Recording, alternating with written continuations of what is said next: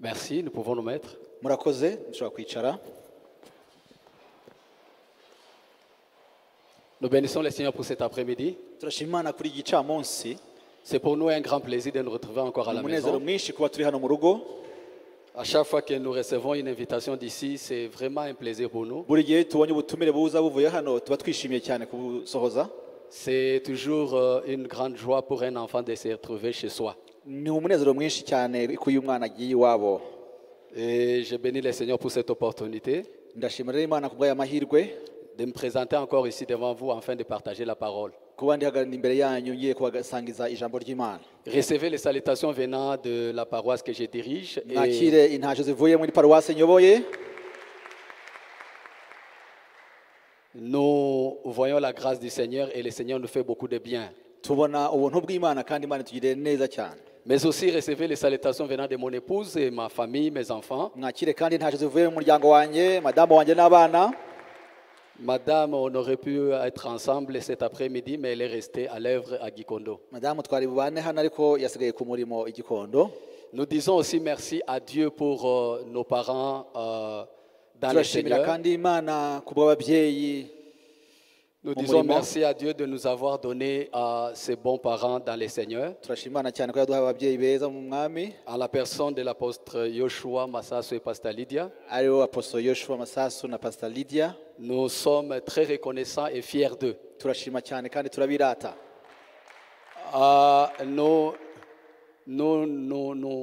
Nous parlons cela avec, en étant très sûrs de ce que nous disons. Tubivuga rwose dushize amanga ibyo tuvuga.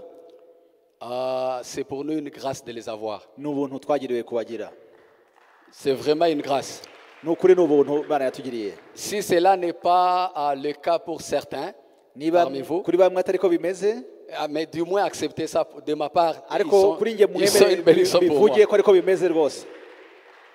Et nous disons merci de cette confiance qu'ils nous font Turashima kandi kubw'icyizere batugirira et de nous donner même cette chair qui est le leur no kutwemerera guhagarara hano ku gatuti kabo et parler en leur position. no kugira ngo tuvuge mu cyimbo cyabo.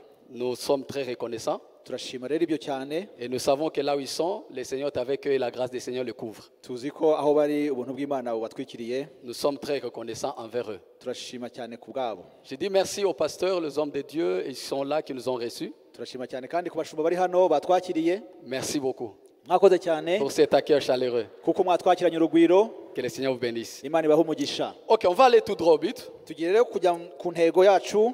Nous sommes dans l'année 2021. Murabizi ko turi mu mwaka wa 2021. Nous avons pour thème posséder un cœur joyeux. Tukaba dufite intego ivuga ngo ni ukugira umutima unezerewe, uhora unezerewe. Un cœur qui est continuellement joyeux. Umutima uhora unezerewe. Il y a beaucoup de choses que nous avons entendues de la part de notre papa. Hari ibintu Ici. byinshi twize hano tubwiwe n'umubyeyi wacu. Depuis le mois de janvier, il a parlé de beaucoup de choses. Guhera mu kwa mbere yatwigishije ibintu byinshi. Croyez-moi, même si je ne suis pas physiquement ici, je suis. Hein? Rwose mumenye ko nubwo mba ntari hano buri gihe ndakurikira. Je suis. Ndakurikira. Je suis. Ndakurikira rwose. Il nous a parlé de beaucoup de choses. Yatubwiye ibintu byinshi cyane. À propos de ces thèmes. Ku bijyanye ni uyu mutwe w'amagambo cyangwa se insanganyamatsiko. À chaque fois que nous commençons un nouveau thème, Iyo dutangiye buri gihe umutwe w'umwaka mushya, j'y réfléchis, je demande au Seigneur, qu'est-ce que tu veux nous parler cette année? mutekerezaho cyane nkabaza Imana nti Imana n'icyo ushaka kutubwira muri uyu mwaka. Dans ma réflexion, je me suis rendu compte d'une chose. Ntekereza cyane hari ikintu nibutse. C'est vraiment bien de souhaiter de posséder ce cœur-là. Ni byiza rwose kugira uwo mutima uhora wishimye. Mais j'ai compris qu'il y a aussi des obstacles. Ariko namenye ko hari inzitizi kugira ngo umuntu awugire. Il y a aussi des choses qui combattent cela. Hari ibintu birwanya kugira uwo Il y a mutima. beaucoup de choses qui frustrent cela. Hari ibintu bidutera kubumva tubabaye tukabura uwo mutima. L'une des choses, c'est vivre une vie d'amertume. Kimwe muri ibyo ni ukugira umutima ushaririwe.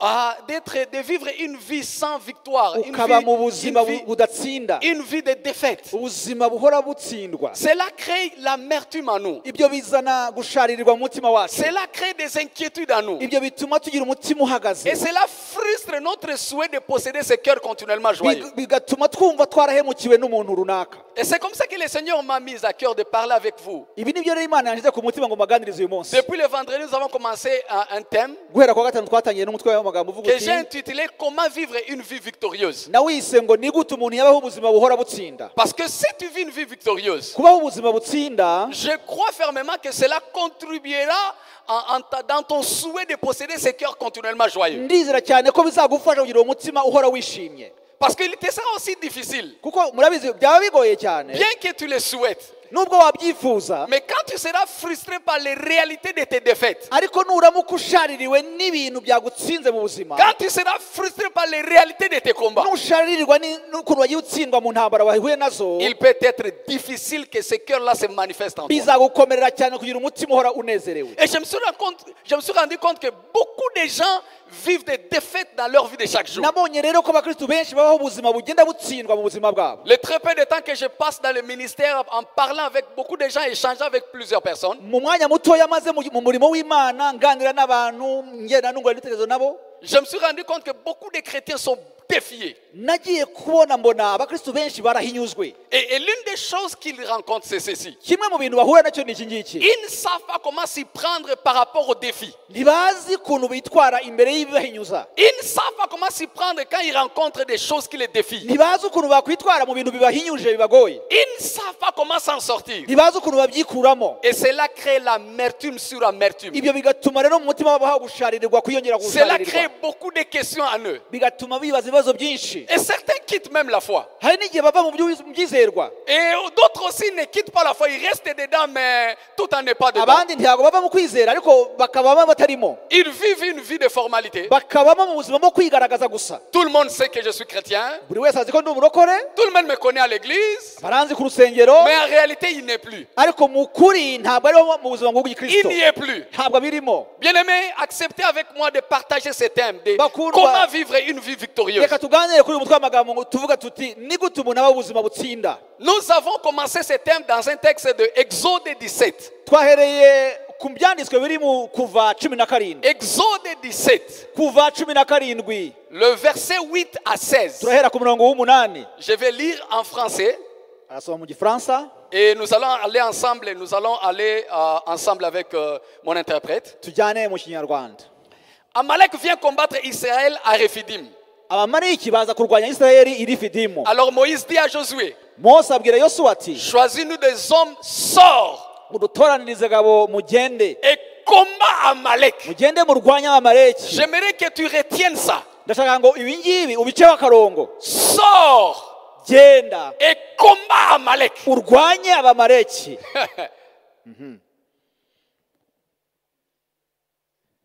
Demain, je me tiendrai sur le sommet de la montagne, Ejo nzahagarara mu mpinga z'umusozi la verge de Dieu dans la main. nitwaje inkoni y'Imana. Josué fit ce que lui avait dit Moïse Yosuwa abigenza uko Mose yamutegetse, pour combattre Amalek. Encore une fois, arwanya Abamaleki. Birongeye biragarutse.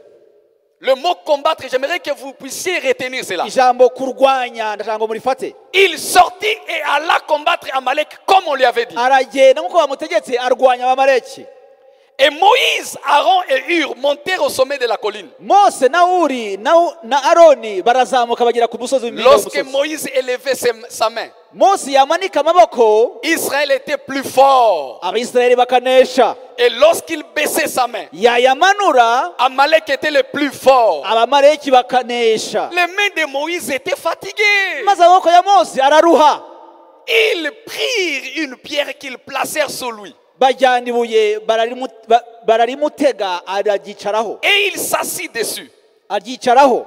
Aaron et Hur soutenèrent ses mains, Aroni na Huri baramira amaboko ye, l'un d'un côté et l'autre de l'autre. umwe iruhande rumwe n'undi urundi. Et ses mains restèrent fermes jusqu'au coucher du soleil. Amaboko ye arakomera ageza ku izuba rirenga. Et Josué vainquit Amalek et son peuple. Yosuwa atsindisha Abamaleki n'abantu babo inkota. J'aimerais que tu regardes ces mots-là. Ndashaka ngo urebe iri jambo hano. Josué vainquit Amalek. Yosuwa atsindisha Abamaleki. Il sortit victorieux de ces combats. Ava mu rugamba atsinze. Il sortit victorieux de cette Ava guerre. muri urwo rugamba n'intsinzi. Il sortit victorieux de la bataille. Atsindisha Abamaleki muri urwo rugamba. L'Éternel dit à Moïse, Noneho Uwiteka abwira Mose ati, écris cela dans les livres byandike mu gitabo pour que les souvenirs s'en conservent. kugira ngo abantu bazahore babyibuka. Et déclare à Josué que maze ubwire yosuwa j'effacerai de la mémoire d'Amalek de dessus de la de dessus des nzakuraho cieux. rwose kwibuka kw'abamaleki. Moïse bâtit un autel Mose yubaka igicaniro et lui donna le nom de l'Éternel ma bannière. maze acyita Yehova Nisi. Il dit, Aravuga ati parce que la main a été levée sur le trône de l'Éternel. Uwiteka yarahiriye ko azajya arwanya abamaleki ibihe byose. Il y aura guerre de l'Éternel contre Amalek génération en génération. Azahora arwanya abamaleki ibihe byose. Que le Seigneur bénisse sa parole. Uwiteka ahumukisha ijambo ryayo. Bien aimé, c'est une histoire que nous connaissons très bien. Bakundwa ni ijambo twese tuzi. C'est le voyage d'un peuple venant de l'esclavage vers la terre promise. Ni urugendo rw'abantu bari mu buretwa bajya mu gihugu cy'amasezerano. Ce peuple avait souffert plusieurs années. Abo bantu bari bamaze imyaka myinshi. Ça a pris presque 4 siècles. Byatwaye imyaka magana ane. Parce qu'ils ont passé dans cet état-là d'esclavage 400 ans. Kuko bamazeyo mu buretwa imyaka magana ane. Et même plus de 30 ans encore. Plus de 30 ans. Mirongo itatu yiyongeraho. C'est-à-dire c'était de la galère. Biravuga ngo rwose bari barashobewe byari barabayobeye. Et le Seigneur les a fait sortir de cet esclavage. Ibakura mu buretwa. Dieu les a conduits jusqu'à frayer un chemin dans la mer Rouge. Imana icinzira mu nyanja itukura barambuka. Et ils ont vu comment Dieu a avalé dans la mer Rouge tous les Égyptiens. Babona ukuntu Imana yamize bunguri abanyamisiri bose bari bakurikiye. Arrivé de l'autre côté de la mer, bageze hakurya y'inyanja. Vous pouvez vous imaginer, c'était la fête. Mwibaza ukuntu byari bimeze, hari umunezero mwinshi. C'était vraiment la fête. Byari umunezero. Les gens ne s'imaginaient pas ce qui s'était passé. Abantu ntabwo biyumvishaga byabaye. Vous savez, c'était comme s'ils étaient dans un rêve. Murabizi byari bimeze nk'aho ari inzozi zabayeho. Ils pouvaient se retourner, bashobora kureba inyuma, regarder ce qui s'est passé dans la mer Rouge, bakareba ibyabaye mu nyanja itukura, et se demander est-ce que c'est vraiment réel. bakibaza koko byabaye. Donc c'est fini cet esclavage. Ese byabaye birarangiye uburetwa. Donc on a dit bye bye à Ubu Pharaon. turasezeye burundu uburetwa bye bye. Est-ce que c'est vraiment réel? Ese ni koko byabaye? Mais finalement ils se sont rendus compte que c'était réel. Baza kubona koko ari ukuri. C'était vraiment de la joie. Byari ukuri haba umunezero mwinshi. Et ils ont commencé un voyage. Batangira urugendo rero. Le voyage était d'aller vers la terre promise. Urugendo rwari urugendo rukagera mu gihugu cy'amasezerano. Dieu leur avait dit que c'est un pays qui coule le lait et le miel. Imana yarabwiye ngo ni igihugu gitema amata n'ubuki. Et ils étaient curieux. Bari bafite amatsiko menshi. Ils avaient la curiosité. Bibazaga ukuntu bimeze hakurya y'isi. Chacun s'imaginait comment était ce Buri pays. wese yibaza ukuntu icyo gihugu kimeze. J'ai dit au premier culte, c'était comme quand nous on venait au Rwanda, nous qui sommes nés à l'étranger. mu terano ya mbere ni nk'aho igihe twazaga mu Rwanda, Nous qui sommes nés à l'étranger. abavukiye hanze mu mahanga. Donc on n'avait aucune idée de ces pays. Ntitwari tuzi ukuntu u Rwanda ruteye. Chacun avait une petite... Il s'imaginait comment était Buri le wese pays. yari azi ukuntu yibaza ukuntu igihugu kimeze akuva ntabizi neza. C'était comme cela pour Ni l'Israël. nako byari bimeze na Israeli. Chacun avait une imagination quelconque. Buri wese yibaza uko yishakiye. Et chacun s'attendait à se voir être là, Yumvaga ashaka kugerayo ngo arebe uko hameze. y arriver. Kuhagera. Ils ont commencé un voyage. Batangira urugendo rero. C'était la joie. Bishimye. C'était la Wari joie. umunezero mwinshi. C'était la paix. Wari amahoro Non, menshi. c'était le repos. Wari ukuruhuka. Parce qu'ils étaient sortis d'un esclavage de plusieurs années. Kuko bari bavuye mu buretwa imyaka myinshi cyane. Et ils n'avaient qu'un seul objectif. Bari bafite intego imwe gusa. Ils avaient une seule destination. Bafite aho bagana hamwe gusa. Arriver à la terre promise. Tugere mu gihugu cy'amasezerano Imana yaduhaye. C'est prendre plaisir du lait et du miel. Twishimira ayo mata n'ubuki buriyo. Mais pendant qu'ils étaient dans ce voyage-là, Ariko bari muri urwo rugendo, du coup, arrivés à Rephidim, bibwira aho bageze muri Refidim, ils ont rencontré une nation bahura ishyanga. qui est venue les rencontrer en bataille. Bahura n'ishyanga ribarwanya. Oh, je peux m'imaginer comment ils étaient surpris. Nibaza ukuntu rero batunguwe n'icyo kintu. Oh, après avoir s'être séparés de Pharaon, on croyait que tout était fini, non? Nyuma yo kuva mu buretwa bwa Farawo bumvaga byose byarangiye. Non, moi je suis sauvé. Twarakijijwe. Je suis un chrétien. Ni umukristo. On m'a dit que si je viens au Seigneur, Baramubwiye ngo ninza kuri Kristo il me donnera du repos. azampa uburuhukiro. Il me déchargera de tous mes Azamuraho problèmes. umutwaro wose. Mais ce problème vient encore où? Ariko ibibazo bivuye kandi. Ça vient d'où encore? Bivuye kandi. Qu'est-ce qui se passe encore? Habaye iki noneho? C'était comme ça qu'ils étaient. Ni nako byari bimeze nabo. Ils ont été surpris par un peuple. Baratungwa n'ishyanga. La nation appelée les Amalécites. Iryo shyanga ry'abanyamaleki Ils sont venus le combattre. baza kubarwanya. Mais je vois quelque chose. Reka hari ikintu nabonye ariko. Ils sont sortis vainqueurs de ce combat. Bava aho ngaho batsinze.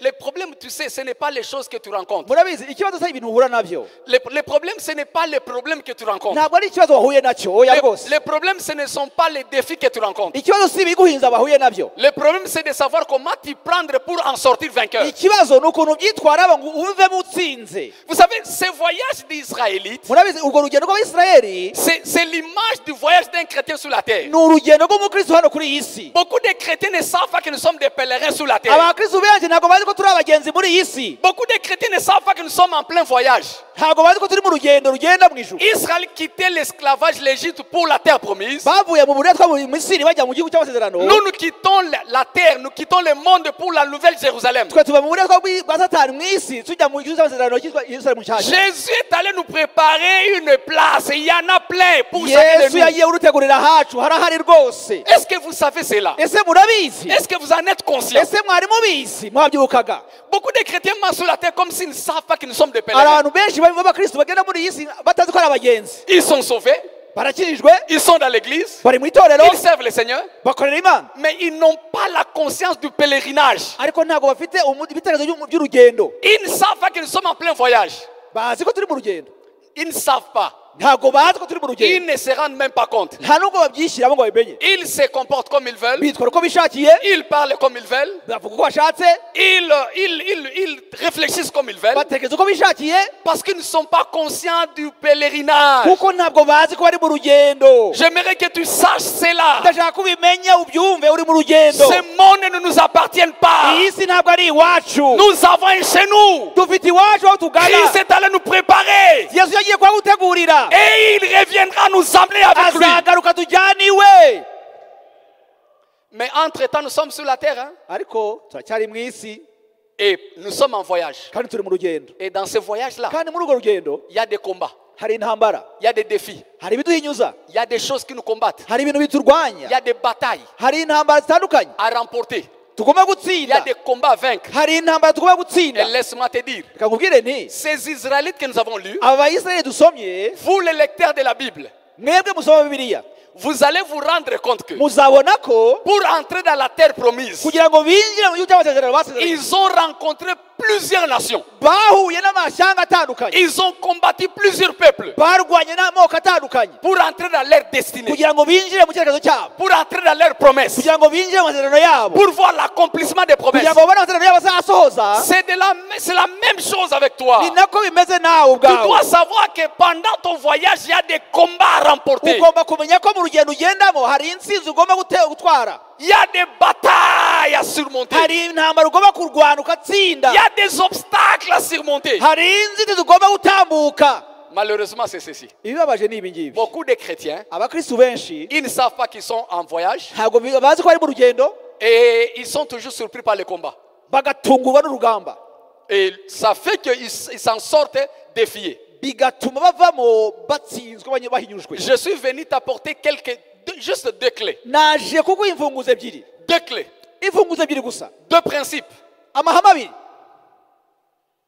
Deux façons de faire les choses uburyo bubiri bwo kugira icyo ukora qui va t'aider à sortir vainqueur. buzagufasha guhora unesha. Laisse-moi te dire, Reka nkubwire nti les combats n'y manquera jamais.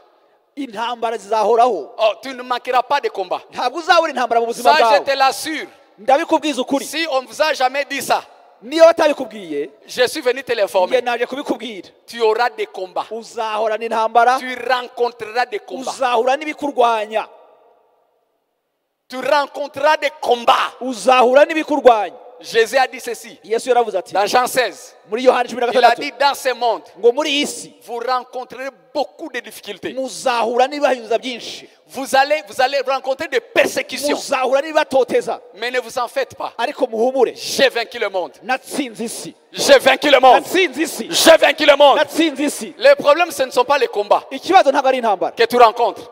uhura nazo, Le problème, c'est de savoir qu'est-ce que Christ attend de moi. ahubwo ikibazo ni ukuvuga ngo ni iki Kristo antezeho, C'est de savoir qu'est-ce que Christ attend de moi. ni iki Kristo antezeho muri uru rugamba. Il attend de toi la victoire. Agutezeho gutsinda Parce que lui, il a vaincu le monde dans kuko we lequel tu vis. yaratsinze mu isi yari ari hano, kandi So, il attend de toi ce que toi aussi tu te manifestes vainqueur. agutezeho ko nawe uba umutsinzi no kurushaho. Mais comment t'y approprier? Comment t'approprier de cette victoire? Ariko ni gute watsingira iyo ntsinzi ngo uyigire iyawe? J'ai deux principes que j'ai tirés de ce texte. Mfite amahame abiri nakuye muri ibi byanditswe twasomye, Qui a fait que Moïse et le peuple qui était avec lui s'en sortent vainqueurs. byatumye Moyize n'abantu yari atwaye babasha gutsinda. Le premier principe est ceci. Ihame rya mbere ni iri C'est ngiri, d'être conscient du combat et être prêt à combattre. ni ukumenya ko uri mu rugamba kandi witeguye kurwana. C'est être conscient du combat ni ukumenya ko uri mu rugamba et être prêt à combattre. kandi witeguye kurwana. Mais moi, je me demande quelque chose. yewe ikintu ariko nibaza, Mais Dieu, tu as avalé Pharaon avec son peuple. mana wamize bunguri farawo n'ubwoko bwe, Mais pourquoi tu ne peux pas avaler ces Amalécites aussi? kuki utamira bunguri abamarayaki nabo? Pourquoi s'il faut que ça nous demande qu'on combatte? kuki ushaka ko twongera kurwana kandi? Est-ce que tu ne peux pas faire descendre du feu et le brûler? ese ntabwo wamanura umuriro ukabatwika? Non, c'est pas comme ça que Dieu veut les choses. siko imana ikora ibintu rero. Dieu veut te voir combattre. imana ishaka kureba urwana nawe, Dieu veut que tu apprennes à irashaka combattre. ko wiga kurwana. Dieu veut te voir apprendre à combattre. imana ishaka kubona witoza kurwana. Vous savez, Paul avait compris ces principes. murabizi pawulo yasobanukira ihame, En aidant son enfant à comprendre la réalité de la vie, ashaka gusobanurira umwana we ngo yumve ukuri k'ubuzima, il a écrit à Timothée ceci. yandikira timoteyo ati, Dans 2 Timothée 2, timoteyo wa kabiri kabiri il lui a dit ceci. aramubwira ati, Il a dit, souffre avec moi comme un bon soldat du Seigneur. aravuga ngo ubabarane nanjye nk'umusirikare mwiza wa kristo. Mais quand on parle du soldat, quand on parle d'un militaire, iyo on en tuvuze sous-entend ku quoi? musirikare tuba tuvuze iki? Qu'est-ce qu'on sous-entend? Niki tuba tuvuze? On sous-entend de combat tuba tuvuze intambara, et on sous-entend la bataille. tuba tuvuze ku rugamba. Donc il voulait dire à Timothée ceci. abwira timoteyo ati rero, Mon fils, muhungu wanjye, aie la conscience du combat menya kuri mu rugamba, et sois prêt à combattre witegure kurwana comme un bon soldat du Seigneur. nk'umusirikare mwiza wa kristo. Il ajoute en lui disant ceci. asubiramo yongeraho ati, Il n'y a pas de soldat ngo nta musirikare qui va se mélanger dans les choses de cette vie, wakwita ku by'ubu buzima qui va arriver à plaire à son maître. ngo abashe gushimisha shebuja. Bien aimé, ça c'est quelque chose que beaucoup de chrétiens ignorent. iki rero ni ikintu abakristo benshi batamenya. Beaucoup de chrétiens, nous n'avons pas cette conscience-là. ntabwo dufite iyo mitekerereze. Nous avons la conscience que Dieu va faire tout pour nous. tuzi ko imana izakora byose ku bwacu. Non, non, non, non, non. oya rwose muvandi, Dieu ne fera pas ce que toi tu dois faire. imana ntizakora ibyo ugiye gukora wowe. Dieu fera ce que toi tu ne peux pas faire. imana izakora ibyo udashoboye Et gukora. laisse-moi te dire, reka nkubwire nti, même cette grâce que beaucoup de gens chantent, n'ubu buntu imana abantu benshi baririmba, la grâce, ubuntu ubuntu ubuntu, la grâce de Dieu coule sur la personne qui comprend ses responsabilités. ubuntu bw'imana butemba ku muntu uzi inshingano ze. Quand tu comprends tes responsabilités numenya inshingano zawe et tu t'y engages, ukajyamo, la grâce de Dieu coule sur toi. ubuntu bw'imana bugutembaho. La grâce de Dieu t'accompagne. ubuntu bw'imana bugutembaho burakurikira. La conscience du combat kumenya kuri mu rugamba et être prêt à combattre. ukitegura kurwana. Bien-aimé, laisse-moi te dire, bakundwa reka mbwire nti, dans ton voyage, dans ta chrétienté, il y aura des combats. mu rugendo rwawe rw'ubukristu hazabaho intambara. Mais le problème, c'est que tu dois comprendre c'est ceci. ikibazo ni uko utari Tu dois ukiyizi. être prêt à combattre. ukwiye kumenya kuba kwitegura guhora Ayez urwana. la mentalité des combattants. gira imitekerereze yo guhora urwana. Ayez la mentalité des gira soldats. imitekerereze y'umusirikare ku rugamba. Vous savez, s'il arrive quelque chose ici dehors, murabizi hagize nk'igiturika hano hanze, et qu'on a des militaires ici, hano hakaba hari abasirikare, nous allons chercher comment fuir. twebwe abasivile twashaka aho twirukira. Mais vous savez comment les militaires vont se comporter? ariko mwareba ukuntu abasirikare bitwara. Ils vont courir vers la chose, bo bakurikira ahantu cyavugiye vouloir savoir qu'est-ce qui se passe. kugira ngo bamenye icyabaye aho ngaho. Qu'est-ce que nous pouvons faire pour sécuriser ces gens? niki twakora aha ngaho tubagire umutekano abantu. Ça, c'est la marque d'un vrai soldat. iyo ni imitekerereze y'umusirikare muzima, Parce qu'il est préparé au combat. kuko yateguriwe urugamba. Il est préparé à n'importe quel moment à intervenir. yiteguye ku rugamba urwo ari rwo rwose ngo agire icyo akora. Ça, les chrétiens ne s'y préparent jamais. ibyo rero abakristo ntabwo babyitegura. Ça, les chrétiens ne comprennent pas ça. ntabwo abakristo bajya babyumva. Nous sommes là en train de chanter dans nos églises. turi mu rusengero turimo turaririmba, Oh, nous dansons dans nos églises. tukaririmba tukabyina, Oh, nous sautons dans nos églises. tugasimbuka mu rusengero. Mais quand le combat vient, ariko iyo intambara igeze, quand le défi vient, iyo ibihinyuza bije, quand les Amalécites surgissent, iyo abamaleki bahagurutse, comment est-ce que tu te comportes? ni gute witwara? Dans ton foyer, tu rencontreras des Amalécites. mu rushako rwawe uzahura n'abamaleki, Dans ta famille, tu rencontreras des mu Amalécites. muryango iwanyu uzahura n'abamaleki, Dans ton business, tu rencontreras des Amalécites. mu murimo wawe ukora mu bucuruzi bwawe uzahura Dans ton n'abamaleki, ministère, tu rencontreras des Amalécites. n'umurimo imana yaguhaye uzahura n'abamaleki, Tu les rencontreras, mon frère. uzahura nabo muvandimwe. Ça, c'est une réalité de pèlerin. uko ni ukuri k'umugenzi wese, Ça, c'est la réalité de ceux-là qui sont en voyage. uko ni ukuri k'ugenda wese mu rugendo. Mais ce que tu dois savoir, icyo ukwiye kumenya ni iki? tu prépares en conséquence. maze witegure Être prêt à affronter. itegure kurwana no guhangana Affronter les Amalécites. guhangana n'amaleki Parce que Dieu attend de toi la victoire. kuko imana igutezeho intsinzi. C'est comme ça que Moïse a réagi. niko mose yabigenje. La première des choses il a fait. ikintu cya mbere yakoze Il a dit quel que soit le combat. yabwiye mu rugamba urwo rwose Il est vrai qu'on est surpris. nibyo koko turatunguwe Il est vrai qu'on ne s'y attendait pas. koko turatunguwe ntabwo twari tubizi Il est vrai qu'on ne savait pas qu'on allait rencontrer nibyo des koko nations ntabwo comme twari tuzi ko ça. duhura n'abantu Mais on doit faire quelque chose. ariko icyo twagomba gukora Et on n'a rien à faire qu'à combattre. nta kindi twakora uretse kurwana nabo. Laisse-moi te dire, reka nkubwire nti tout ce qui est précieux pour toi rencontrera des Amalécites. icyihuse cyose kuri wowe kizahura n'abamaleki. Tout ce qui est précieux pour toi igifite agaciro cyose rencontrera des Amalécites. kizahura n'abamaleki. Et tu dois être prêt à combattre pour défendre tout ce qui est ugomba précieux pour toi. kwitegura kurwanira iyo icy'agaciro cyose cyawe. Si ton église est précieuse pour toi, niba itoro ryawe rifite agaciro tu dois être prêt à la défendre. itegurire kurirwanira. Si ton pasteur est précieux pour toi, niba umushumba wawe ari uw'agaciro imbere yawe tu dois te préparer à lui défendre. ugomba kwitegura kumurwanirira. Si ton pays est précieux pour toi, niba igihugu cyawe ari icy'agaciro tu dois être prêt à le défendre. ugomba kwitegura kukirwanira. Si ton foyer est précieux pour toi, niba urugo rwawe ari urw'agaciro tu dois être prêt à le défendre. ugomba kwitegura kururwanira. Si ton époux est précieux pour toi, niba umugore wawe cyangwa umugabo wawe ari tu dois agaciro être prêt à combattre en sa ugomba faveur. kwitegura kubarwanira. Qu'est-ce qui est précieux pour toi? niki cyawe cy'agaciro Qu'est-ce qui est précieux pour toi? niki uha agaciro wowe. Si ta propre foi, niba kwizera kwawe ta foi chrétienne ukwizera kwawe k'ubukristo est précieux pour toi, ari ukw'agaciro imbere tu yawe dois apprendre à le défendre. ugomba kurwanirira. Il n'y a rien qui est précieux pour toi qui ne rencontrera nta pas des kintu na Amalécites. kimwe cy'agaciro cyawe kitazahura n'intambara Vous y'abamaleki. savez la raison des Amalécites c'est quoi? muzi impamvu abamaleki baza? Les Amalécites viennent juste mettre en doute ce que Dieu a dit de toi. abamaleki baza ngo bagutere gushidikanya ku byo wizeye. C'est une genre de personnes qui viennent ni ubwoko bw'abantu buza juste défier ce que Dieu a dit en toi. kugira ngo buhinyuze ibyo Imana yakubwiye.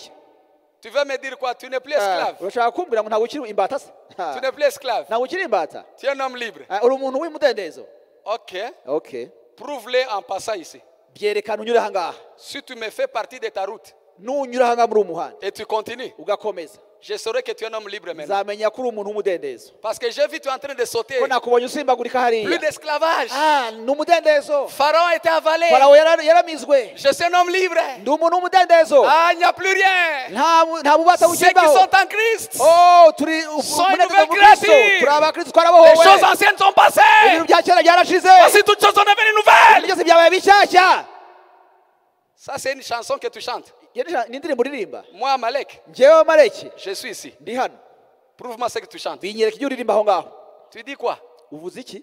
Dieu t'a donné un pays. imana yaguhaye igihugu. Il t'a dit quoi? yaguhaye akakubwiye ngo iki? Il va t'utiliser. ngo azagukoresha. Il t'a dit quoi? yakubwiye ngo iki? Qu'il t'a appelé. ngo yaguhamagaye. Il t'a dit quoi? yakubwiye iki? Qu'il t'a oint. ngo yagusize. Il t'a dit quoi? yakubwiye iki? Qu'il t'utilisera puissamment. ngo izagukoresha ku bw'icyubahiro cyayo. Mais avant qu'il ne t'utilise, mbere yuko igukoresha moi je suis là. njye ndi hano.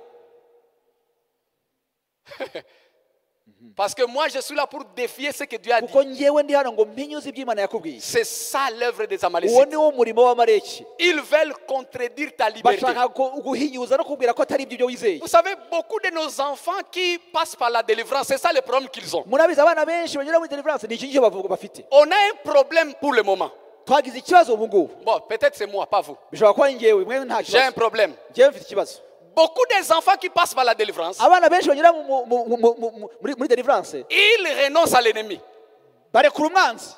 Ils renoncent. bagasinyura ku by'umwanzi. Ils se séparent avec l'ennemi. bakitandukanya n'umwanzi. Ils renoncent à tout. bakabireka byose. On prie pour eux. tukabasengera. Il y a même des manifestations démoniaques. rwose n'abadayimoni bakirukanwa bakagaragara. Et ils disent à Pharaon, bakabwira farawo bati bayi je commence ubuzima busha. ntangiye une nouvelle vie. Ah, ça c'est une nouvelle vie.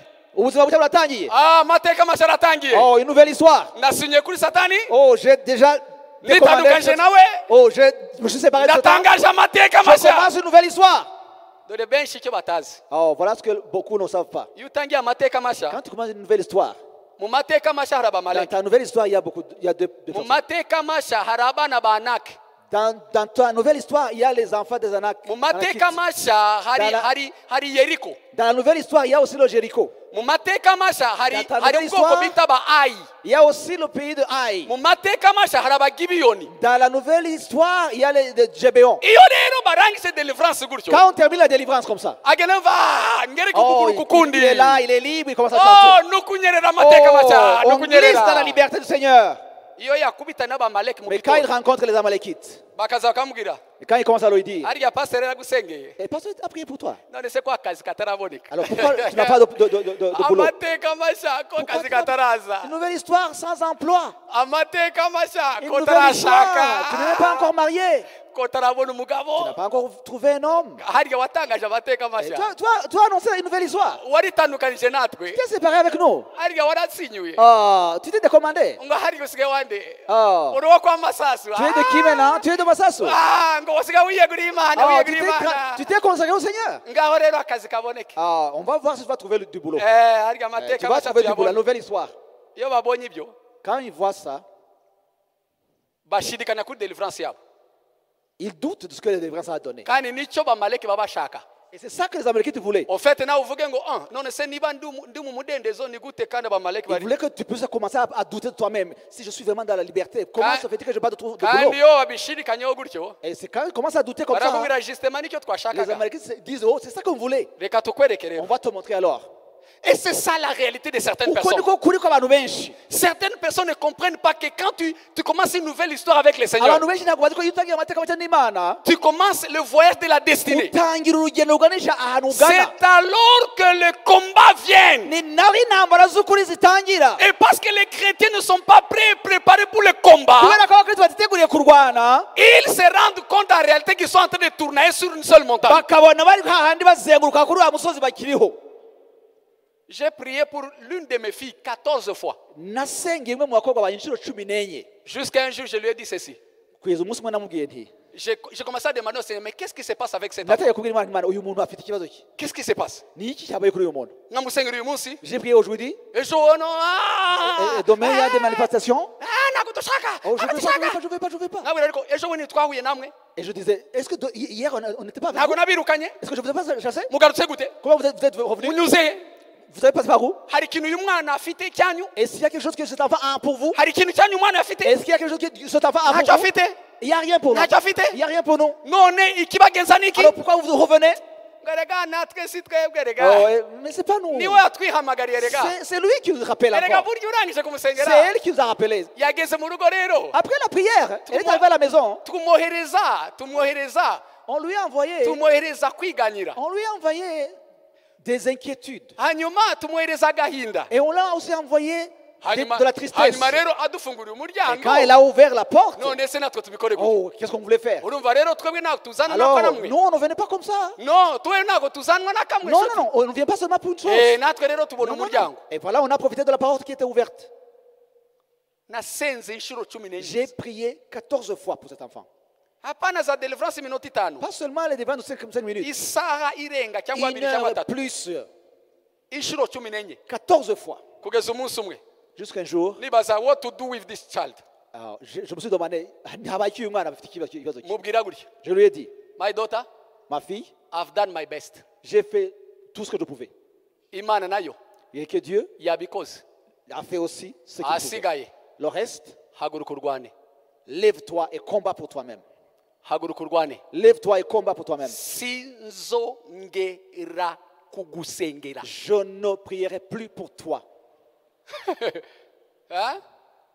sinzongera Je kugusengera. ne prierai plus pour toi. nutiga kumenya uburyo Si bamaleki tu baza, n'apprends pas de façon, les Amalekites avancent vers niba toi. utazi uburyo bamusubiza, Si tu ne sais pas combattre contre les Amalekites, niyo mpamvu tubwira abantu biga amaklase voilà biga pourquoi on dit ijambo aux gens ry'imana, d'entrer dans les classes pour apprendre la parole de Dieu. bamwe bakabifata nk'aho ari ukwirata. Certains pensent que urabona c'est umukozi du w'imana mépris. Oh, ndi kumushaka nkorere deliverance, oh, je cherche un ntabwo serviteur de Dieu. abishaka, Il ne veut pas. ari kunyoreza kujya kwiga Oh, amaklase.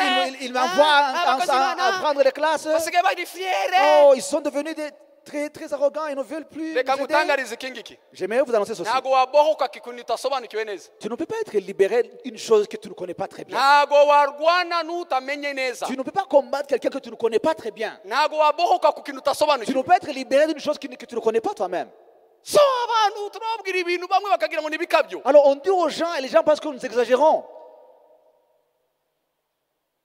iyo ugiye kwiga amaklase, Quand tu vas dans les classes pour apprendre, kimwe mu kintu uvanamo mbabwire, l'une des choses que tu retires de là, usobanukirwa satani tu comprends très bien Satan, usobanukirwa imikorere ye, tu comprends comment il œuvre usobanukirwa n'uduce aherereyemo, et tu comprends les coins dans lesquels il se umenya cache, inzira anyuramo. les chemins par lesquels il entre chez toi. Ngiye tuganira buri munsi. Moi, on parle tous les jours. Sinzi niba watajya kuganiriza. Je ne sais pas si toi, il ne te parle pas. Ngiye nganira nawe buri munsi. Moi, il me parle toujours. Nta muntu n'umwe ataganiriza. Il parle à tout le monde. Nibigukange rwose ngiye nganira nawe Ne buri soyez munsi. pas effrayés. Moi aussi, il me parle tous les jours. Iyo nabyutse tugutya Quand je me lève seulement comme ça, atangira ibiganiro. il commence les discussions. Nta muntu n'umwe Satani ataganiriza. Et il n'y a personne qui n'écoute pas la voix de Ariko ce kumwumvira Satan. n'amahitamo yawe. Mais l'obéir, c'est ton choix. Ndabisubiramo. Je répète, Nta muntu n'umwe Satani ataganiriza. Satan parle à tout le monde, Gusa kumwumvira n'amahitamo yawe. mais le choix est à toi si tu veux l'obéir. So niba rero utazi uburyo Alors, barwana, si tu ne sais pas comment combattre, uzakomeza ube mu buretwa. tu seras toujours dans la servitude. Et c'est ça le problème que j'étais en train de vous partager. Aho C'est ça le niho hari problème que moi je ikibazo rencontre. bafite rero abantu. Niyo mpamvu ngewe apana wowe ngewe Voilà pourquoi moi, pas toi, moi, singikora deliverance kuva kuyikora. je ne fais plus de délivrance comme ça. Oya, Non, oya, non. kubera iki se? Pourquoi? Aho kujya guteza umuntu abadayimoni benshi namurekeye Au umwe lieu asangano d'augmenter le nawe. nombre de démons chez quelqu'un, pourquoi ne pas juste le laisser avec quelque peu qu'il a? Aho kujya gucokoza benshi Au lieu de faire bouger beaucoup de démons, namusigiye umwe bamenyeranye. pourquoi ne pas juste prier une Kugeza igihe qui connaît. akura asobanukirwe. Jusqu'à ce qu'il grandisse et qu'il comprenne. Iyo ni imvugo y'umwuka navuze bamwe ntabwo mwabisobanukiwe. Ça, c'est le langage spirituel, je dis, vous n'avez pas compris. Bibiliya avuga ngo iyo birukanye dayimoni umwe La Bible dit, quand tu chasses un seul agenda démon, il part. agakomeza kugaruka arunguruka Et il vient, il regarde. arunguruka. Il regarde. Iyo asanze inzu itunganye Quand il regarde que la maison est propre kandi nta kintu kirimo et que la maison est libre, ntabwo agaruka wenyine nshuti, il ne vient pas seul. ajya kuzana abandi barindwi Il bamurusha va, il ubukana, ramène avec 7 démons, bamurusha ubukana plus fort que lui. bakagarukana Et ils reviennent ensemble avec lui. bakinjiramo Et ils s'installent dans la maison. ngo ububi bwa wa muntu buruta ubwa mbere. La situation de la première personne s'empire. Aho kujya gukora deliverance umuntu utasobanukiwe aho biva n'aho bijya, Au lieu de délivrer quelqu'un qui ne connaît rien, namwihanganisha nkamusunika mu bumenyi kugira ngo abanze amenye. j'aimerais juste l'aider à qu'il puisse comprendre et qu'il soit libre et avec toute la compréhension. noneho byasobanutse Et quand il a compris, buriya nayivugiye mu mvugo iri hejuru cyane oh, bamwe maintenant bacanganikiwe vous comprenez très bien. bavuze mukozi imana n'ibyo avuze kandi Oh, vous êtes asigira abantu badayimoni. pourquoi ne pas chasser les démons? turara amajoro tugira ngo tugasanga umuntu On umwe gusa passe n'uri des kukuvuna nuits umwe et gusa des nuits en priant pour quelqu'un. Seulement une kandi seule personne. kandi ngo ababoshe ni benshi. Il y a beaucoup qui sont Ariko umwe gusa enchaînés, mais seulement une personne qui est là. Aho bipfira rero abakristo benshi ntabwo bazi kurwana, Le problème, c'est que les chrétiens ne savent pas combattre. ntabwo azi kureba satani Il gutya ne sait pas regarder Satan comme ça amubwire ngo haryo uvuze iki et lui dit, qu'est-ce que tu as dit? ngo mpindure aya mabuye abe umugati. Tu as voulu que je change ces pierres en pain? Nibyo uvuze. C'est ce que tu as dit? Va ngaho, va ngaho. Va-t'en, va-t'en, va-t'en, va-t'en. Vaho. Va-t'en. Bakubwiye ko ngiye mbeshejeho ubu urabona ubukristo bwanjye bushingiye Est-ce ku qu'on mugati. t'a dit que ma chrétienté est basée seulement sur Nabona le akazi ventre comme nakabona ça? ni ubuzima mfite Tu niwaba penses umwe. que ma vie dépend seulement du pain? Ibyo abakristo ntabwo babizi. Ça, les chrétiens ne le savent pas. Yicara gutya satani akamwereka Et Satan le montre seulement, il commence à trembler comme ça. kwiyegurira imana Ah, la consécration. ko ntacyo birabyara. Ah, il n'y a pas de fruits. Myaka Ah, itatu 3 ans. Ah, chômage, tu n'as pas d'emploi, tu sais. kwiyegurira Ah, imana consécration. ko ntacyo Tu n'as biratangaza. rien trouvé. Maze akicara gutya Et il commence agatangira kugira à ubusharire, s'asseoir, il commence à être triste et agatangira kugira amer. agahinda, Il commence à voir cette agatangira tristesse. kwibaza ubuzima Il bwe. commence à penser à sa vie. Satani akatangira kumwereka uburyo aba imbwa, aba ari imbwa, Satan lui montre comment il est devenu un chien, akamwereka uburyo ari ubusa, qu'il est devenu un vaurien. akamubwira uburyo ntacyo Et il azigezaho. commence à lui dire que tu n'arriveras à rien dans ta vie. Satani noneho akaza kubaka aeroport, akamanura indege ze Et zose, Satan, il vient avec tous ses robots, avec tous les akamubwira avions. uburyo ntacyo amaze. Il vient, il commence à lui prêcher que sa vie ne vaut rien. Bene umuntu umeze gutyo Une telle personne, hein, niyo wamwicaza imbere yawe même si tu le mettais devant ukambwira toi, ngo utunge umutima et unezerewe, tu lui dis que tu puisses posséder un cœur joyeux, n'amazi umenye ku ibuye, et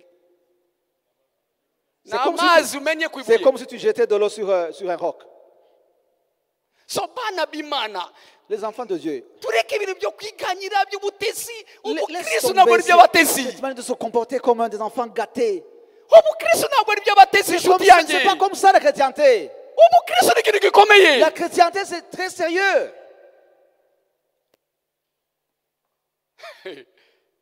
ariko ntabwo mubona mu ijambo ry'Imana bagenda n'Imana bose bari abarwanyi. Vous ne voyez pas les gens qui ont marché avec le Seigneur dans la Bible. Ils étaient des combattants, des guerriers.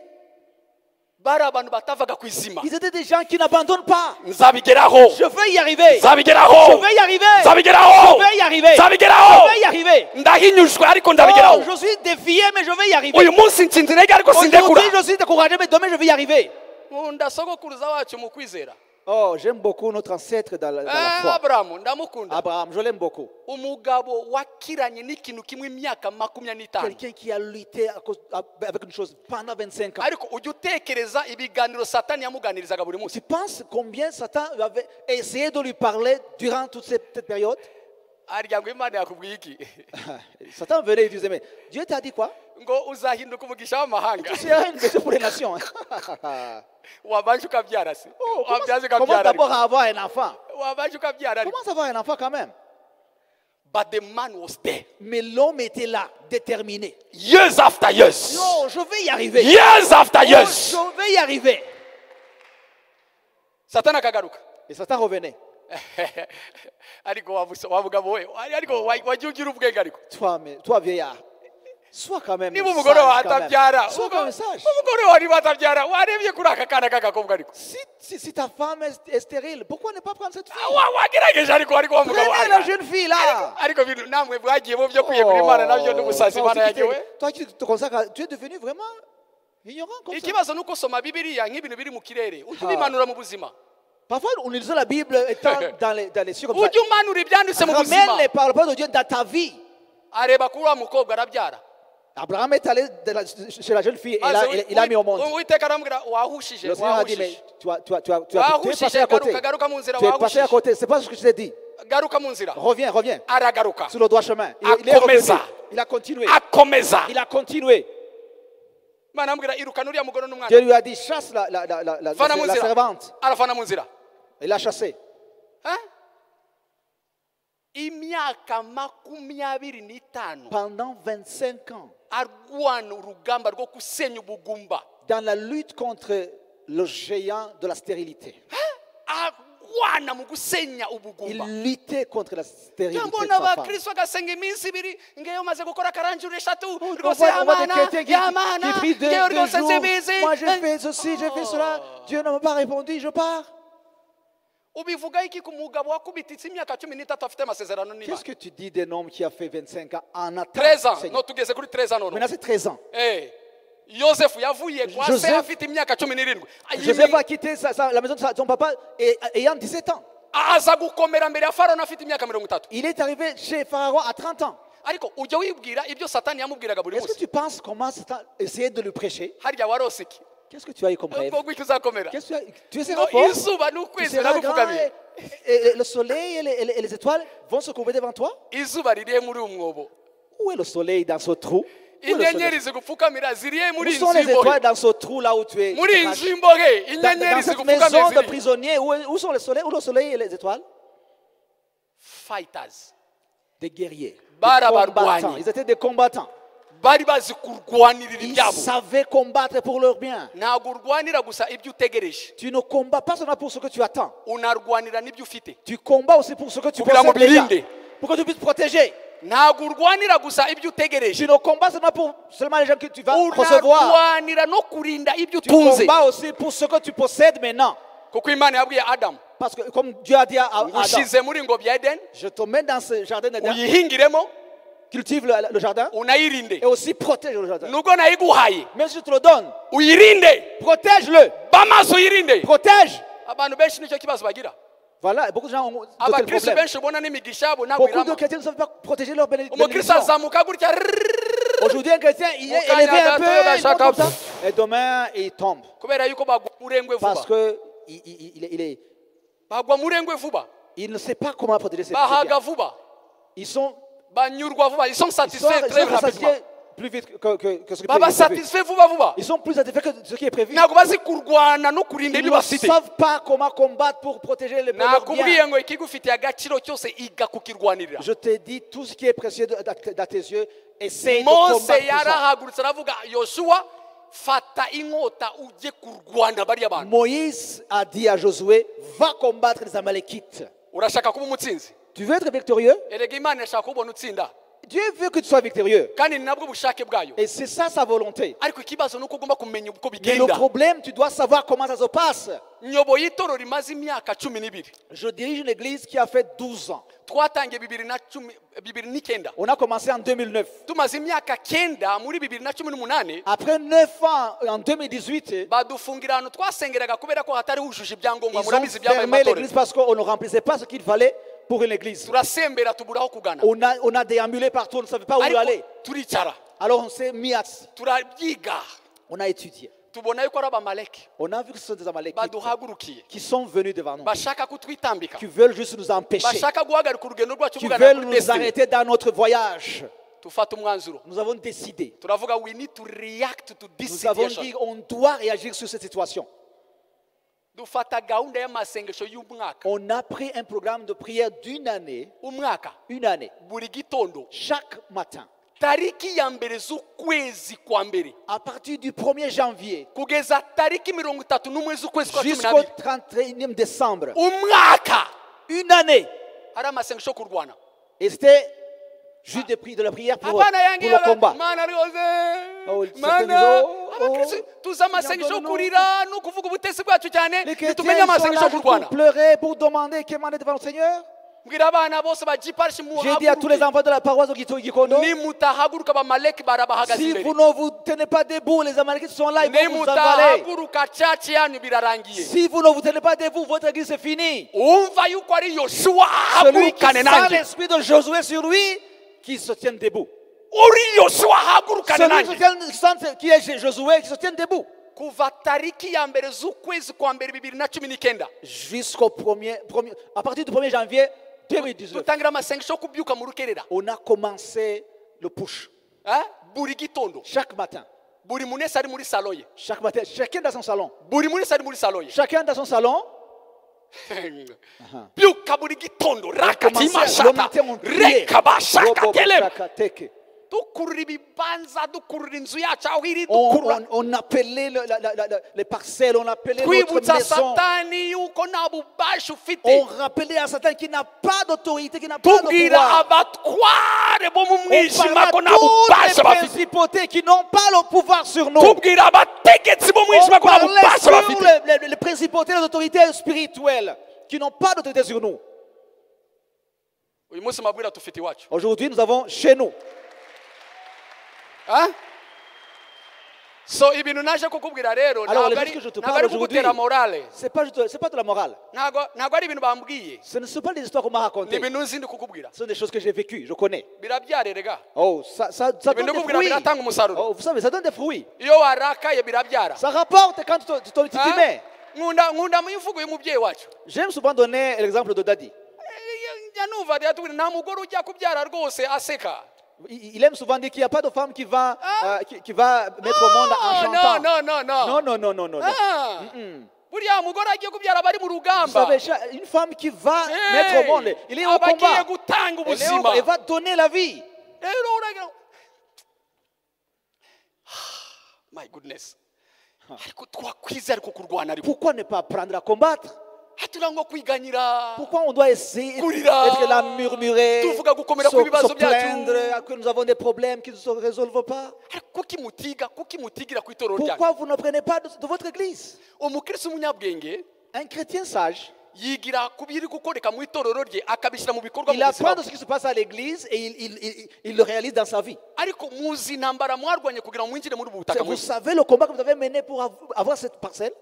Uzi abamaleki bari babahagurukiye kugira ngo Vous mwinjire vous muri ubu butaka. rappelez des Amalékites qui étaient ici dans cette parcelle à Masoro? Murabizi intambara ariko yabaye kugira ngo mwinjire aha. Vous vous rappelez du combat que vous avez mené pour rentrer ici? Hein? Vous vous rappelez? Ariko kuki utabikoresha mu buzima bwawe? Pourquoi tu n'apprends pas ça et que tu Kuki agis dans ta vie comme ça? kuki wowe ucika intege ariko? Pourquoi tu ne le fais pas dans ta vie? Kuko ubivamo vuba. Pourquoi tu abandonnes vite? Kuki ariko utega satani amatwi kugeza aho agukonvenka. Pourquoi tu écoutes Satan jusqu'à ce qu'il te convainc? Icya kabiri Deuxième chose, ni ukuba abanyamuka. on doit être spirituel. mugomba kwiga kuba abanyamuka. Vous devez apprendre à être spirituel. Nushaka gutsinda, Si tu veux être victorieux, ugomba kuba umunyamuka. tu dois être spirituel. Mugomba kwiga kuba abanyamuka. Tu dois apprendre à être spirituel. Umunyamuka ndi kuvuga, Un spirituel que je parle ici, ndashaka kumukwereka uwo ari we. j'aimerais vous montrer un exemple. Umunyamuka ndi kuvuga, Un spirituel que j'aimerais te dire ntago ndi ici. kuvuga umuntu ubarizwa mu itorero runaka. Je ne parle pas de quelqu'un qui est membre de l'église. Ntago ndi kuvuga umuntu ukijijwe.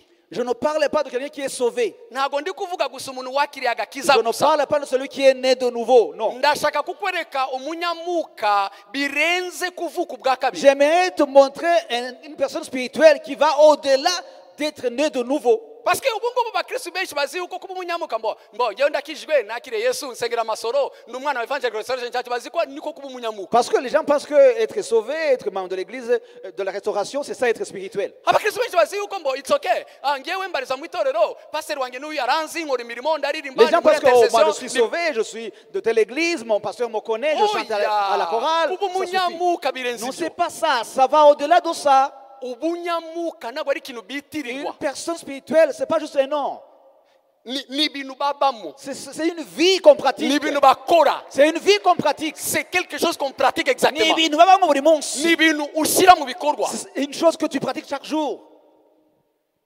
Impamvu ngubwira ngo birenze kuba waravutse ubwa kabiri La raison gusa, pourquoi je te dis que ça va au-delà d'être né de nouveau seulement, nuko nshaka kukwereka yuko hari n'abapagani b'abanyamuka kurusha abakristo. c'est parce que j'aimerais te dire qu'il y a aussi des païens qui sont plus spirituels que les chrétiens.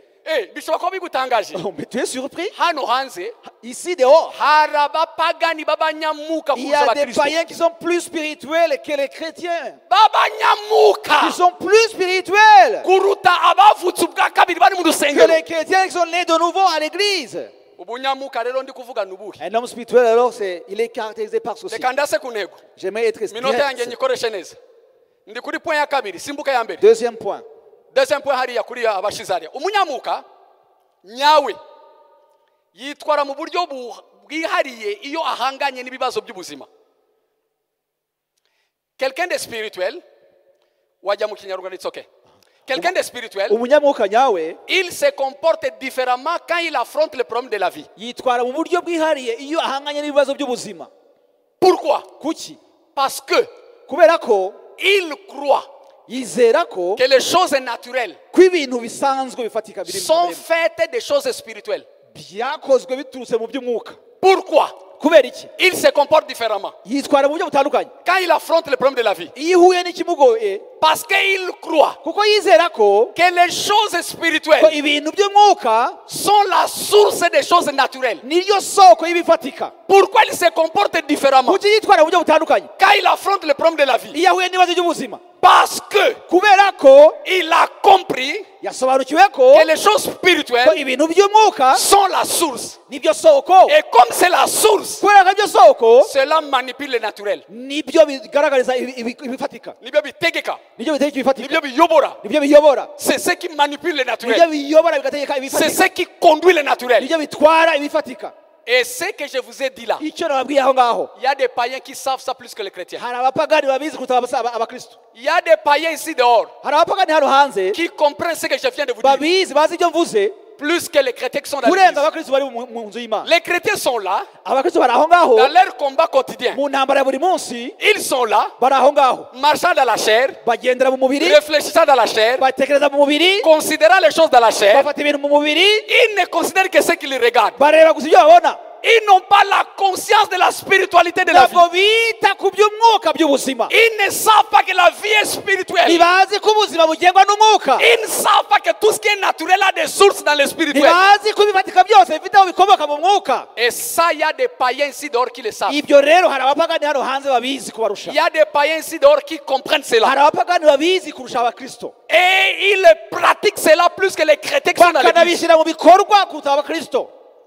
Or, c'est nous qui sommes supposés, c'est nous qui sommes nés de nouveau. Nyamara nitwe twavutse ubwa kabiri. Or, en réalité, c'est nous qui sommes nés de nouveau. Nous sommes nés de l'esprit. Nyamara mu by'ukuri nitwe twari dukwiye kuba tubizi iby'umwuka ko twavutse mu mwuka. Parce que nous sommes nés de l'esprit. Ko twe twavutse mu mwuka. Nous devrions pratiquer la vie. La Twari dukwiye spiritualité. kubishyira mu bikorwa. Nous devrions pratiquer la spiritualité. Twari dukwiye gushyira mu bikorwa by'umwuka. Vous savez ce que Moïse a fait? muzi icyo Mose yakoze? Parce que Moïse avait cette compréhension des choses. Mose yari yabisobanukiwe ko ari ibintu by'umwuka. Qu'est-ce qu'il a fait? Yakoze iki? Il a dit Josué, Yabwiye Yosuwa ati va combattre les Amalécites. genda urwane n'abamaleki. Moi, Njyewe je sais que ce combat, nzi ko iyi ntambara ce n'est pas un combat naturel seulement. ntabwo ari intambara gusa y'ibifatika. Moi, Njyewe je connais nzi neza ko que je ne combats pas contre la chair et le sang. ntarwana n'inyama n'amaraso. Moi, Njyewe j'ai la conscience de la spiritualité. sobanukiwe iby'umwuka. Je sais que le spirituel manipule et contrôle les Nzi naturels. ko iby'umwuka biyobora ibifatika. Moi, Njyewe je sais que le monde est conduit par le spirituel. nzi ko isi iyoborwa n'umwuka. Moi, Njyewe je comprends la réalité de la spiritualité. sobanukiwe iby'umwuka. Je ne peux pas aller affronter ces Amalécites avec des principes naturels seulement. Ntabwo najya kurwana n'amaleki nkoresheje amahame gusa y'ibifatika. Je ne peux pas aller affronter ces gens juste par des principes et des moyens naturels seulement. Ntabwo najya kubarwanya rwose nkoresheje gusa ibifatika gusa n'intwari zisanzwe z'umubiri. La manque de la compréhension de ce que je suis en train de vous dire Kudasobanukirwa ibyo mbabwira a fait que beaucoup de chrétiens sont défiés par l'ennemi. bituma abantu bahinyuzwa mu buzima bwabo bwa gikristo. Quand ils rencontrent des défis, ils sont défiés. Iyo bahuye n'ibibahinyuza baratsindwa. Ils sortent avec la défaite dans leur combat quotidien. Bagendana ibintu bibatsinda mu buzima bwa buri munsi. Ils ne regardent comme les choses sont seulement. Babona ibintu ari uko nguko bisanzwe. Certains s'appuient sur le nombre de soldats qu'il a avec lui. Bamwe bifatikiza gusa ku mubare w'abasirikare bafite. Vous savez, Moïse ne s'est pas appuyé sur le nombre de soldats qu'il avait. Murabizi Mose ntabwo yishikirije ku basirikare Yosuwa afite. Non, il ne s'est même pas appuyé sur les armes qu'ils avaient. Nta nubwo yishikirije ku ntwaro bari bafite gusa barwanisha. Il a compris que Yasobanukiwe ko ce combat il est spirituel. iyi ntambara ni iy'umwuka. Ce combat il est Iyi spirituel. ntambara ni iy'umwuka. Parce que le spirituel est la source de tout. Kuko umwuka niho byose bituruka. Tu veux être vainqueur dans ta vie Ushaka kuba utsinda mu buzima bwawe. et la conscience de la spiritualité. Sobanukirwa iby'umwuka. Quand tu veux réagir à la vie, Nujya kugira icyo ukora ku buzima, pense à la spiritualité avant. tekereza mbere na mbere iby'umwuka. Pense avant tout à la spiritualité. Mbere ya byose hera ku by'umwuka. Parce que beaucoup de choses que vous voyez physiquement ne sont rien, elles ne sont pas ce qu'elles apparaissent. Kuko ibintu mubasha amaso yanyu ni ubusa imbere y'umwuka mutabona. Elles sont très différentes de ce qu'elles Ni apparaissent. ibintu bihabanye cyane n'ibiri mu mwuka mutabona. J'ai vu beaucoup de gens qui ont été déçus par la vie. Nabonye abantu bahemukiwe n'ubuzima rwose. Parce qu'ils ont cru que la vie était l'intellectualisme. Kuko bibwira ko ubuzima buyoborwa n'ubwenge bw'umuntu. Et finalement, à un certain moment, ils se rendent compte que la vie est au-delà de Bakaza l'intellectualisme. gusobanukirwa nyuma ko ubuzima burenze ibyo abantu bibwira mu mutekerezo byabo. Après avoir été déçus, être défiés, ils se rendent finalement compte, oh, la vie est spirituelle, tu sais. Nyuma yo Oh, gutsindwa no gusharirirwa no kunanirwa mu buzima bagasobanukirwa ko ubuzima ari umwuka. La vie est spirituelle. Burya umwuka mu buzima J'ai ni vu beaucoup de ingenzi. gens être déçus dans la vie. Nabonye abantu benshi bashaririwe n'ubuzima. Parce qu'ils ont cru que la vie était sociologique. Kuko bibwira ko ubuzima ari ubushingiye ku mibanire y'abantu gusa. Parce que j'ai des relations, je Ko me ngewe connais avec mfite des abantu gens, tuziranye les choses vont nzabafashe. fonctionner pour moi. Ibintu bizagenda neza. Mais après avoir été défié, Ariko nyuma yo guhinyuzwa c'est alors qu'il dit, oh, nibwo bavuga ngo yeee tu sais, la vie est spirituelle. uzi ko burya ubuzima ari umwuka. J'ai vu beaucoup de gens Nabonye abantu benshi être déçus par la vie. bashaririwe n'ubuzima. Parce qu'ils ont seulement cru que la vie dépendait de l'argent. Kuko bibwira ko ubuzima ari amafaranga. La vie ne dépendait que des richesses. Ubuzima ari bushingiye ku butunzi Les bafite. jours où la vie les a secoués, Umunsi ubuzima bwabanyeganyeje ils ont rencontré des batailles que l'argent ne pouvait pas bahura vaincre. n'ibahinyuza amafaranga atakemura. C'est alors qu'ils se sont rendus compte, Ni nabwo bavuga bati ese burya la vie est au-delà des richesses. ubuzima burenze ubutunzi. Je suis venu te dire cet après-midi, Naje kubwira uyu munsi la vie elle est spirituelle. ubuzima ni umwuka. Tu as intérêt de me croire. Ufite inyungu mu kwemera ibyo nkubwira. Tu as intérêt de me croire, mon frère. Ufite inyungu mu kwemera ibyo nkubwira La muvandimwe. vie est spirituelle. Ubuzima ni umwuka. J'ai vu des gens que la vie a défié. Nabonye abantu ubuzima bwashaririye. Riches, Bakize, forts, bakomeye, intelligents, bafite ubwenge, beaux, beza, belles, beza mu bakobwa. que la vie a défié. Tubona ubuzima bubasharirira. Parce que la vie, Kuko ubuzima elle est spirituelle. ni umwuka. Moïse avait Mose compris yarabizi ça. yarabizi.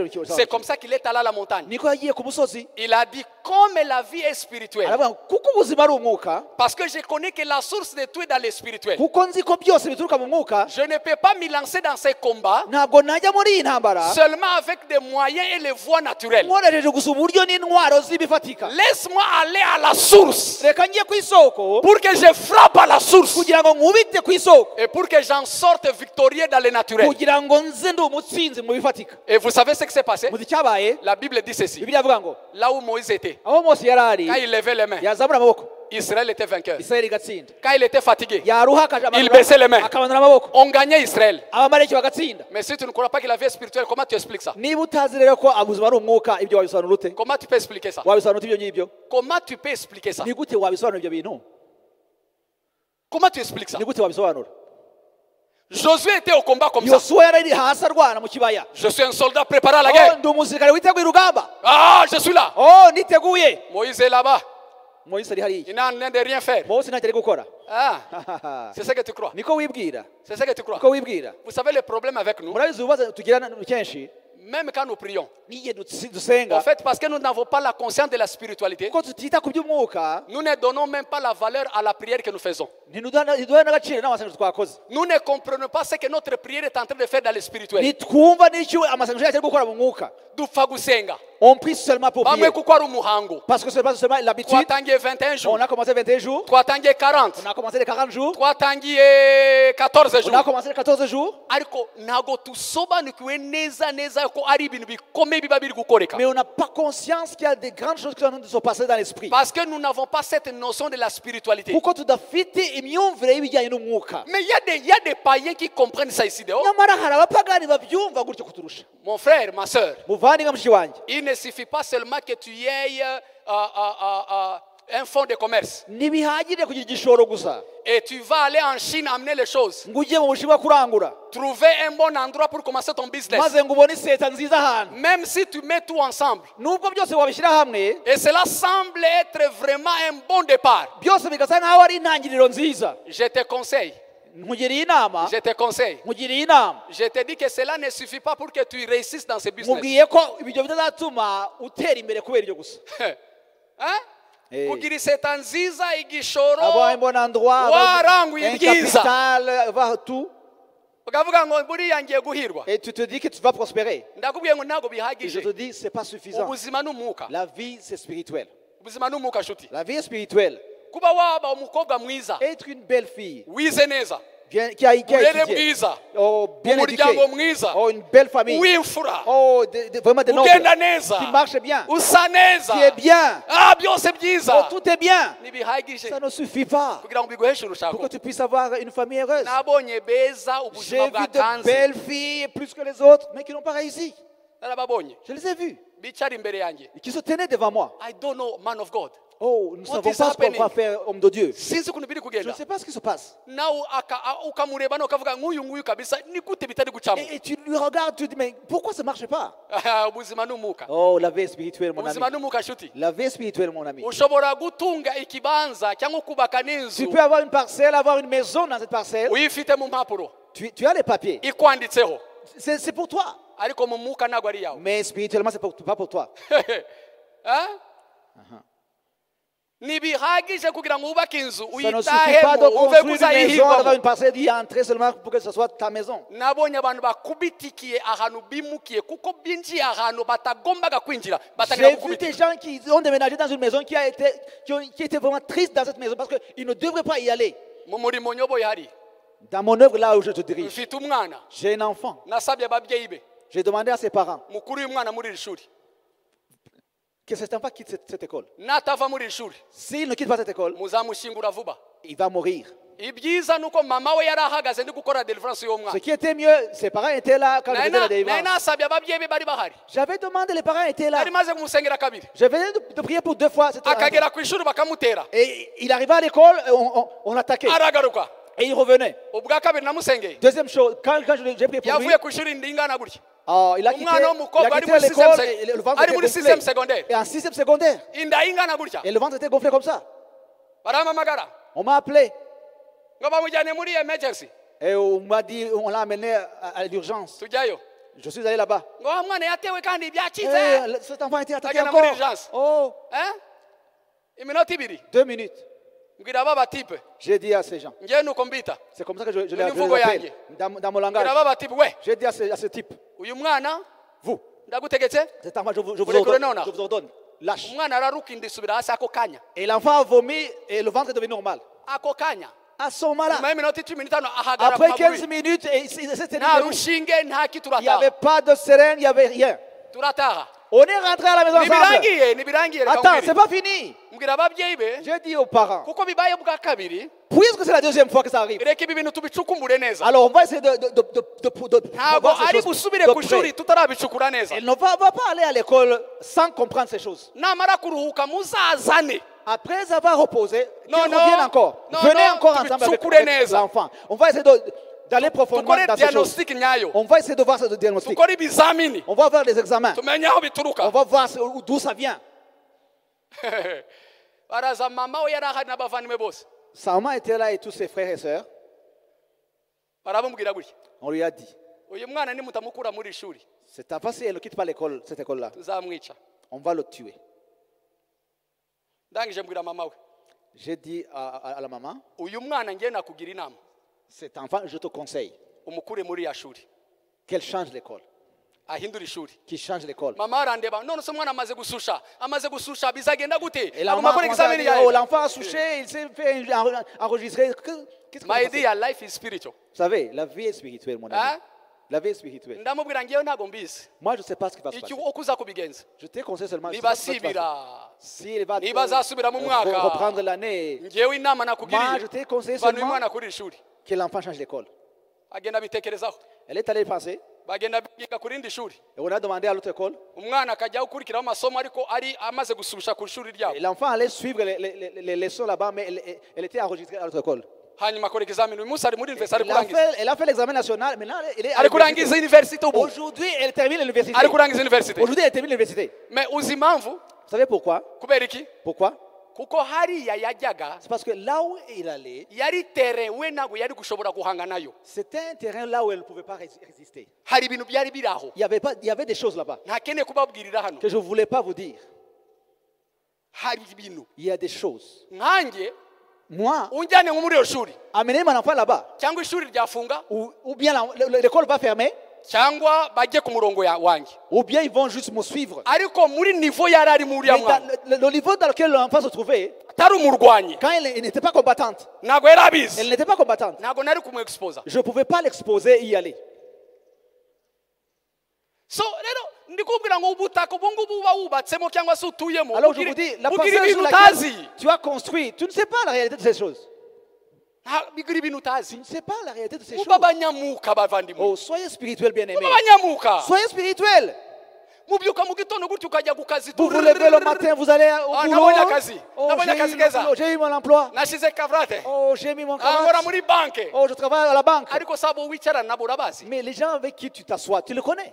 ariko uzi yuko wa mwanya wicayemo hari abawifuza Est-ce que benshi tu ne sais pas que la place là où là tu te trouves, il y a des gens qui voudraient la prendre. ese uzi yuko Est-ce que tu sais ariko ni gute abakristo mutumva Comment ibintu chrétien- mutakoresha ibintu mwahawe mwebwe vous ignorez, vous n'utilisez pas les choses que vous avez reçues du Seigneur.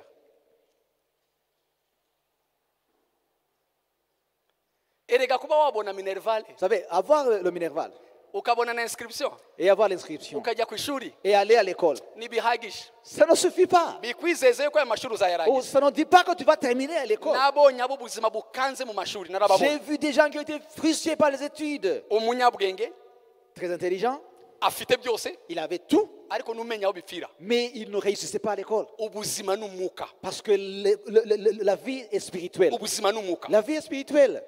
nahuye n'umugabo wahombye J'ai vu un homme qui a perdu tout ce qu'il yari avait. yatangiye business Il avait commencé son business. afungura business imara hafi amezi atatu nta mukiriya n'umwe Il a winjira commencé un business, ça fait 3 mois sans clients.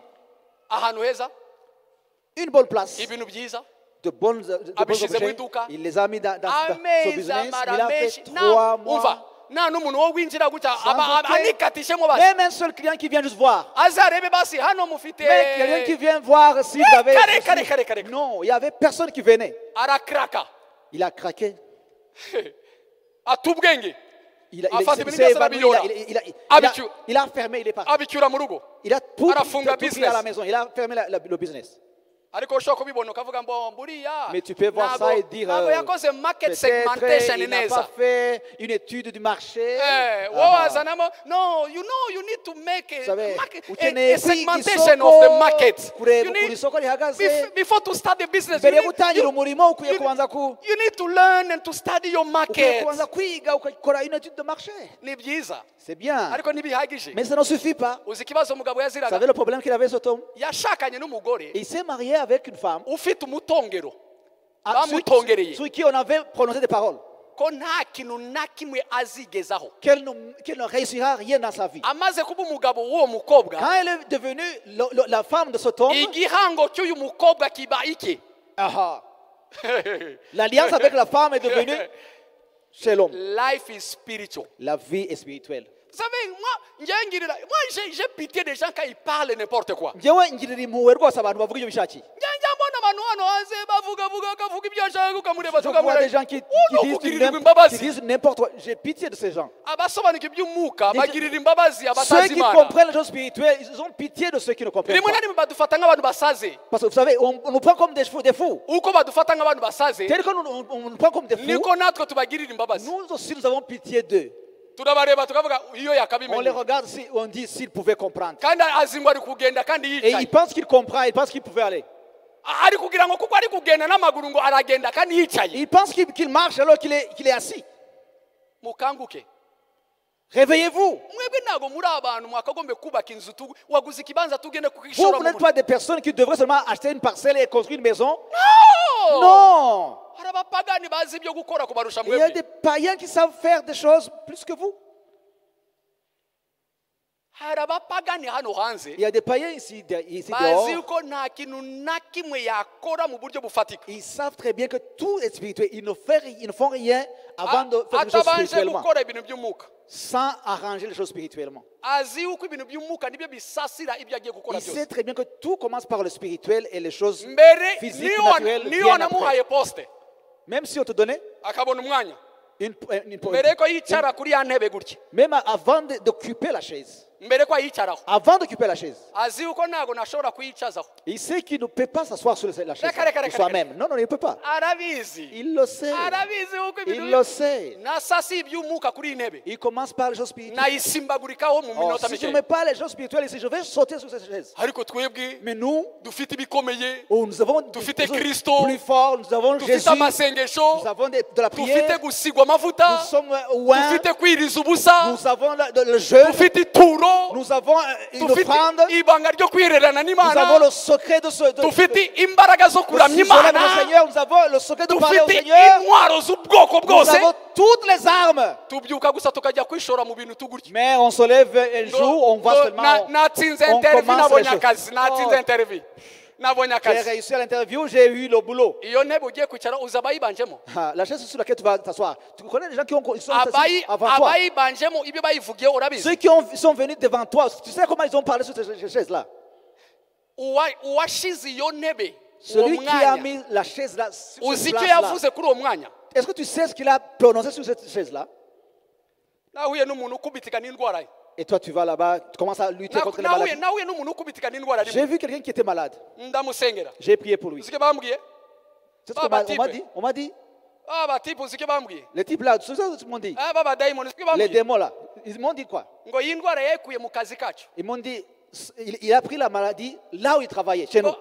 iyi ndwara yayikuye mu kazi kacu. Il a pris la maladie là où il travaillait chez nous. ndamubwira ariko se kari akazi ni akanyu. Et j'ai dit, est-ce que le boulot là vous appartient? ni ukuvuga ngo amakampani yose ameze nk'ibi ngibi byose ni ibyanyu rero. Et je dis, mais alors toutes les entreprises qui sont comme cette entreprise sont à vous. arambwira ntago ariko Et j'ai dit, mvuze. c'est pas ce que j'ai dit. arambwira ariko wa mugabo Il m'a waretse dit, ariko mais attends, waretse ariko tukavugana gato. pourquoi tu ne veux pas qu'on nous parle, toi l'homme? arambaza runaka uramuzi? Et il m'a dit, est-ce que tu connais quelqu'un? ndamubwira ndamuzi. Telle personne? J'ai dit, oui, je le connais. uzi yuko niwe watangije iyi kampani? Est-ce que tu ne sais pas qu'il est celui qui a commencé ndamubwira cette entreprise? ndabizi nyiri kampani Je sais ndamuzi. que c'est celui qui a commencé l'entreprise. ngo uzi ibihango dufitanye? Est-ce que tu connais aussi les sacrifices qu'il a amenés ici? uzi ibihango ariko Est-ce twakoranye que kugira ngo atangire iyi est-ce que tu business. connais l'alliance qu'on a eue avec lui pour qu'il puisse commencer wowe l'entreprise? rero ubonye tu akazi Et uragiye toi, tu. tu viens, tu as eu Mbonye le akazi. boulot, tu entres comme mbonye ça. akazi. J'ai eu le boulot. muba abanyamuka Soyez spirituels. abanyamuka mwebwe Soyez spirituels, mes amis. injira muri biro Entre dans nos bureaux. Dans nos rimashiki bureaux. y'amalabra Commence à shata prier. intebe Et intebe sanctifier les chaises, sanctifier partout. ngisinzi ukuntu you know Christians are too innocent at the point to become foolish sometimes Abakristo rwose ni abadabagizi ku buryo babaye nk'abasazi. rimwe na rimwe rero ukutamenya kwacu innocence yacu rimwe na rimwe itugira nk'abantu biba bapfafa baraho. Parfois, vraiment, notre ignorance nous fait que nous sommes des victimes de choses que nous ne connaissons pas. Reka ndangize nkubwira ibi. Ok, je vais terminer par ici. Ese ujye kubisoma kuko amasaha yagiye. Tu vas lire parce que Kuko ibi bintu by'umwuka ntago nabirangiza. Parce que les choses spirituelles, je peux pas les terminer ici. Genda usome muri Esther igice cya gatatu. Va lire dans le livre d'Esther, chapitre Shyiraho 3. bya byanditse babyandike babijyane. Tu peux mettre Esther 3. Bya byanditswe biri hasi ibyo ngibyo. Voilà. Tous les écritures là-bas. Ariko se murabizi uko Amani warwanyaga Moridekayi n'abayuda bose. Est-ce que vous ne savez pas que Aman qui combattait les Juifs, uzi yuko mbere yo kujya kubonana n'umwami asaba uburenganzira bwo kurimbura abayuda. vous ne savez pas que quand il voulait aller voir le roi pour détruire ou bien exterminer les Juifs, yabanje gufata umwaka wo kuraguza. il a commencé à prendre une année de sorcellerie. Umwaka wose wo guterekera. Toute une année de sorcellerie. Biri mu bira byanditse gene kubisoma. C'est écrit là-bas dans Esther. Umwaka. Il a pris une année. Uwo ngo wamwita umupfafa. Et tu penses qu'il est ignorant comme ça? Yari umunyamuka. Il était spirituel. Yarazi yuko Il savait kugira ngo que ukubite ikintu mu bifatika quand tu voudrais avoir quelque chose dans le physique, banza ubikubite mu mwuka. commence d'abord à frapper dans le spirituel. Afata umwaka amezi n'amezi Il a yose pris une année, des mois et des mois acuragura dans la sorcellerie. aba bayuda. Il parlait Bashireho. avec ses devins. Il Ugomba kubamara. était là dans la sorcellerie. Bashireho Oh, il faisait ceci, bazapfe cela. bose barimbuke. Ils meurent tous. Aracuragura umwaka wose. Il a pratiqué la sorcellerie pendant toute une année. Ariko hagati aho ntibagirwe. Mais entre-temps, n'oublie pas, Yarakomeye rega. il était fort. Erega yari no kuza guterura Moridekayi ku muryango kugira we wambwa we. Il pouvait prendre Mordecai et le tuer comme ça. Ariko yarabizi. Mais il savait. Aba bantu ndi guhangana nabo. Ces gens avec qui je lutte, Abanyamuka. ce sont des gens spirituels. Ntago napfa kumukoraho Je ne gutya. peux pas le toucher comme ça, comme je veux. Ntakoze ku kantu nanjye. Sans toucher là-bas. Ntago namushobora. Je ne peux pas pouvoir lutter contre lui. Yararaguje umwaka Il a wose. pratiqué la sorcellerie pendant une année. Arangije kubikora. Après l'année de Nibwo sorcellerie, yagiye mbere c'est y'umwami. là où il est venu chez le roi. Abwira umwami dili Il yamuzanye. a dit au roi ce qu'il voulait. Yaramaze gukaranga umutima w'umwami. Il avait déjà terminé avec le cœur du Umwami roi. ntiyanabitekerezaho na gato. Le roi n'a même pas pensé à ça. Aravuga keke Il n'a même pas pensé, il a dit amène-moi seulement le cachet. aryo vuze iki? Tu sais ce que tu as dit? Hari abantu babigomeke bahari. Il y a des gens qui sont rebelles chez moi. Baguha urwandiko Il y a des bavaneho gens qui bavaneho. luttent, qui Vanaho s'opposent umwanda, à ce vanaho que je umwanda. veux. Amène-moi seulement la lettre, je vais Amani mettre le yari cachet. azi yuko atakaranze ntacyo Aman yageraho. savait très bien, s'il ne prie pas comme ça dans la sorcellerie, Erega il ne pourra pas réussir chez le roi. ni wowe utabisobanukiwe iby'umwuka. Et vous savez, Ni wowe c'est toi utabisobanukiwe seulement qui ne comprends pas les choses ni wowe spirituelles. ubisuzugura. C'est toi seulement qui le néglige. Hano hanze Ici dehors, hari ababizi il y a ibyo. des gens qui comprennent le secret. Ikindi cyanditse kiri hari Deuxième écriture. kiriya cyo kubara ni umugabo bita Nombre 22, umwami 4. Balamu. C'est l'homme qui s'appelle umwami Balaki wa Mowabu le roi Barak. yayoboraga Mowabu. Il dirigeait le pays de Moab. Abona Israeli kuva mu buretwa bari mu rwego rw'ubutayu bagana igihugu cy'amasezerano. Il voyait les Juifs quittant l'Égypte vers le pays des promesses. Abona ukuntu ari benshi. Il voyait comment ils sont nombreux. Aravuga Ils sont aba nombreux. bantu ntago Il nabatsinda. a dit, je peux lutter contre ces gens. Nkeneye rero gukubita ikintu cy'umwuka. J'ai besoin d'une chose spirituelle ici. Kuko iyo wamugaje umuntu mu mwuka uba wamurangije ahagaragara. Quand tu handicapes quelqu'un dans le spirituel, il ne peut pas avancer. Iyo wamugaje urugamba mu mwuka Quand tu ahafatika handicapes uba quelqu'un warurangije. dans le spirituel, tu l'as terminé. Uzi icyo yakoze? C'est ce qu'il a fait. Akodesha umuhanuzi bita Balamu. Il a loué le prophète qui s'appelle Balaam. Amubwira gutya. Il lui a dit ceci. Aba bantu ndabona bakomeye ntago ndi Je vois bubashobora. ce peuple très fort, je ne peux pas le Uko niko résister. yavuze. Aba C'est bantu ça qu'il ntago a dit. nabashobora. Je ne peux pas résister à ce peuple, Niyo il est très fort. mpamvu ngutumyeho Voilà pourquoi je t'envoie toi, ngo uze ubandekureho mutongero. pour que tu puisses venir prononcer des paroles mauvaises sur eux. Kuko abo uvumye baravumwa. Parce que si tu les maudis, ils seront maudits. Abo wahaye umugisha bahabwa Et que umugisha. si tu les bénis, ils seront aussi bénis. Rero ngwino Alors viens, urekure umutongero kuri Que tu ubwo puisses lâcher une parole seulement sur eux, mbashe kubashobora que je puisse résister à ce peuple. erega niho utasobanuka imbaraga C'est toi by'umwuka seulement qui ne comprends pas les choses spirituelles. abandi bari hano hanze Les autres barabizi ici dehors, ils comprennent très bien. kuko bo babizi Parce qu'eux, ils comprennent. Hein, amahame yabo y'umwuka leurs arabakorera principes spirituels agissent pour eux. kandi wowe ufite ayakomeye kurusha ayabo Et pourtant, ntunayakoresha toi, tu as des principes plus forts, mais tu ne les utilises pas dans ta vie. niyo umushumba wawe yagusengera akabwira mwana wanjye ngo uhaye umugisha agenda nta nubwo wumva ibyabaye Même quand ton pasteur parle d'une belle chose sur toi, tu ne comprends pas ce que s'est passé. niyo ari no kugusengera nawe ubura kuvuga irindi sengero nta nubwo unatega amatwi wumva icyo ari kuvuga Même quand il prie pour toi, tu ne comptes même pas ce qu'il prononce sur toi. Toi aussi, tu pries en même temps. ubwo uje gushaka umugisha Tu viens seulement demander une bénédiction. dadi nsengera Daddy, prie pour moi. urafukamye Tu te mets à genoux. atangiye kuvuga Il commence à parler. Et toi, tu es là, tu tu pries ne seulement comprends là. même pas icyo umutambi wari Ntabwo kuvuga wumva ce qu'il parle sur toi. nta nubwo unateze amatwi icyo yarekuye ku Tu buzima n'écoutes bwawe même pas ce qu'il a prononcé sur ta vie. abo uvumye baravumwa Ceux que tu vas maudire seront maudits. abo uhaye umugisha bahabwa Et umugisha ceux que tu vas bénir seront bénis. kiriya cyanditse cya samweli wa kabiri 2 Samuel 21, 1 à 2. nimuzi amakuru ya dawidi Vous ne connaissez pas l'histoire. inzara ikubita imyaka iye Il y avait une fin de 3 ans. imyaka itatu Une fin de 3 ans. umutipe yari abizi mu bimuka Alors, la personne là, il connaissait très bien. dawidi Il connaissait. David, il savait les choses spirituelles. dangerous spiritual man Oh, il était vraiment un guerrier dangereux. A dans dangerous l'esprit. guy. Il était vraiment très dangereux. ntabwo yari profane Il n'était pas profane. yarasobanuka iby'umwuka Il comprenait les choses spirituelles. areba inzara umwaka wa mbere Il a regardé la aho ureba famille. umwaka wa kabiri Une première année, abona deuxième année, wa gatatu troisième année. Il a dit, ah, isi inzara c'est pas seulement une famine, c'est ça. Hein? ubwo turi gukomeza gushyira amastratégie On essayait seulement de mettre des urabona stratégies. imvura yabaye Oh, nkeya vous voyez, il n'y a pas eu suffisamment de pluie. tugire On gutya va essayer de faire ceci, on Oh fait non, uyu mwaka wa kabiri l'irrigation, on va faire ceci. umwaka wa kabiri haje isuri Deuxième année, il y avait de l'érosion. twubake amaterasi On va essayer de faire y'indinganire les terrasses. barabikoze byose zero Ils ont tout fait, mais ça part ici. umwaka wa gatatu dawidi aravuga Troisième année, il a dit, ubuzima n'umwuka cette vie, biravuga elle ngo est spirituelle. asobanuza uwiteka Alors, il est allé demander au Seigneur. imana aramubwira ngo Le Seigneur, il a dit, oh, maintenant tu comprends. karekoze se Oh, pourquoi tu n'as pas fait ça ubu ni avant? gusobanukiwe Maintenant, tu comprends. wari utegereje imyaka itatu Pourquoi tu kwanza as attendu kubitike. 3 ans?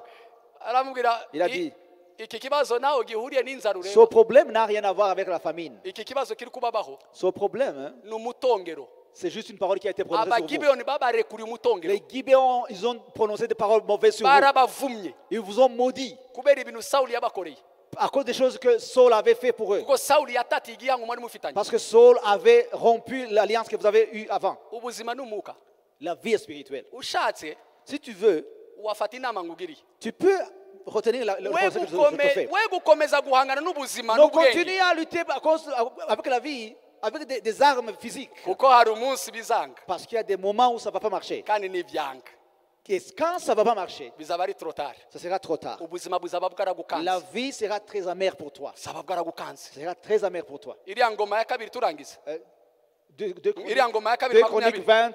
si umwami yozafati ni mumuzira Vous connaissez l'histoire du roi Josaphat? aterwa n'amoko aya Il était attaqué par 3 rois. atatu 3 rois. ariko arabireba Il a regardé. aravuga ibingibi ntabwo Il nabyishoramo a dit, je ne peux pas aller combattre ces ntabwo gens. nabyishoramo Je ngewe ne peux pas ubwanjye y aller seul. Je ne peux ntabwo pas. ntabwo najya no agatwe Je ne vais kanjye pas seulement amener ma tête comme ça. Ah! Non, non, non, non, non, non. ahamagaza abayuda bose Il a appelé tous les Juifs. baza yerusalemu Ils sont venus à Jérusalem. biriza ubusa Ils ont jeûné. bashaka mu maso Ils y'iteka cherchaient la face de Dieu. uzi icyo bakoraga Vous savez ce qu'ils faisaient? basasiraga urugamba rwabo a spiritual support Ils commençaient par le spirituel dans leur combat.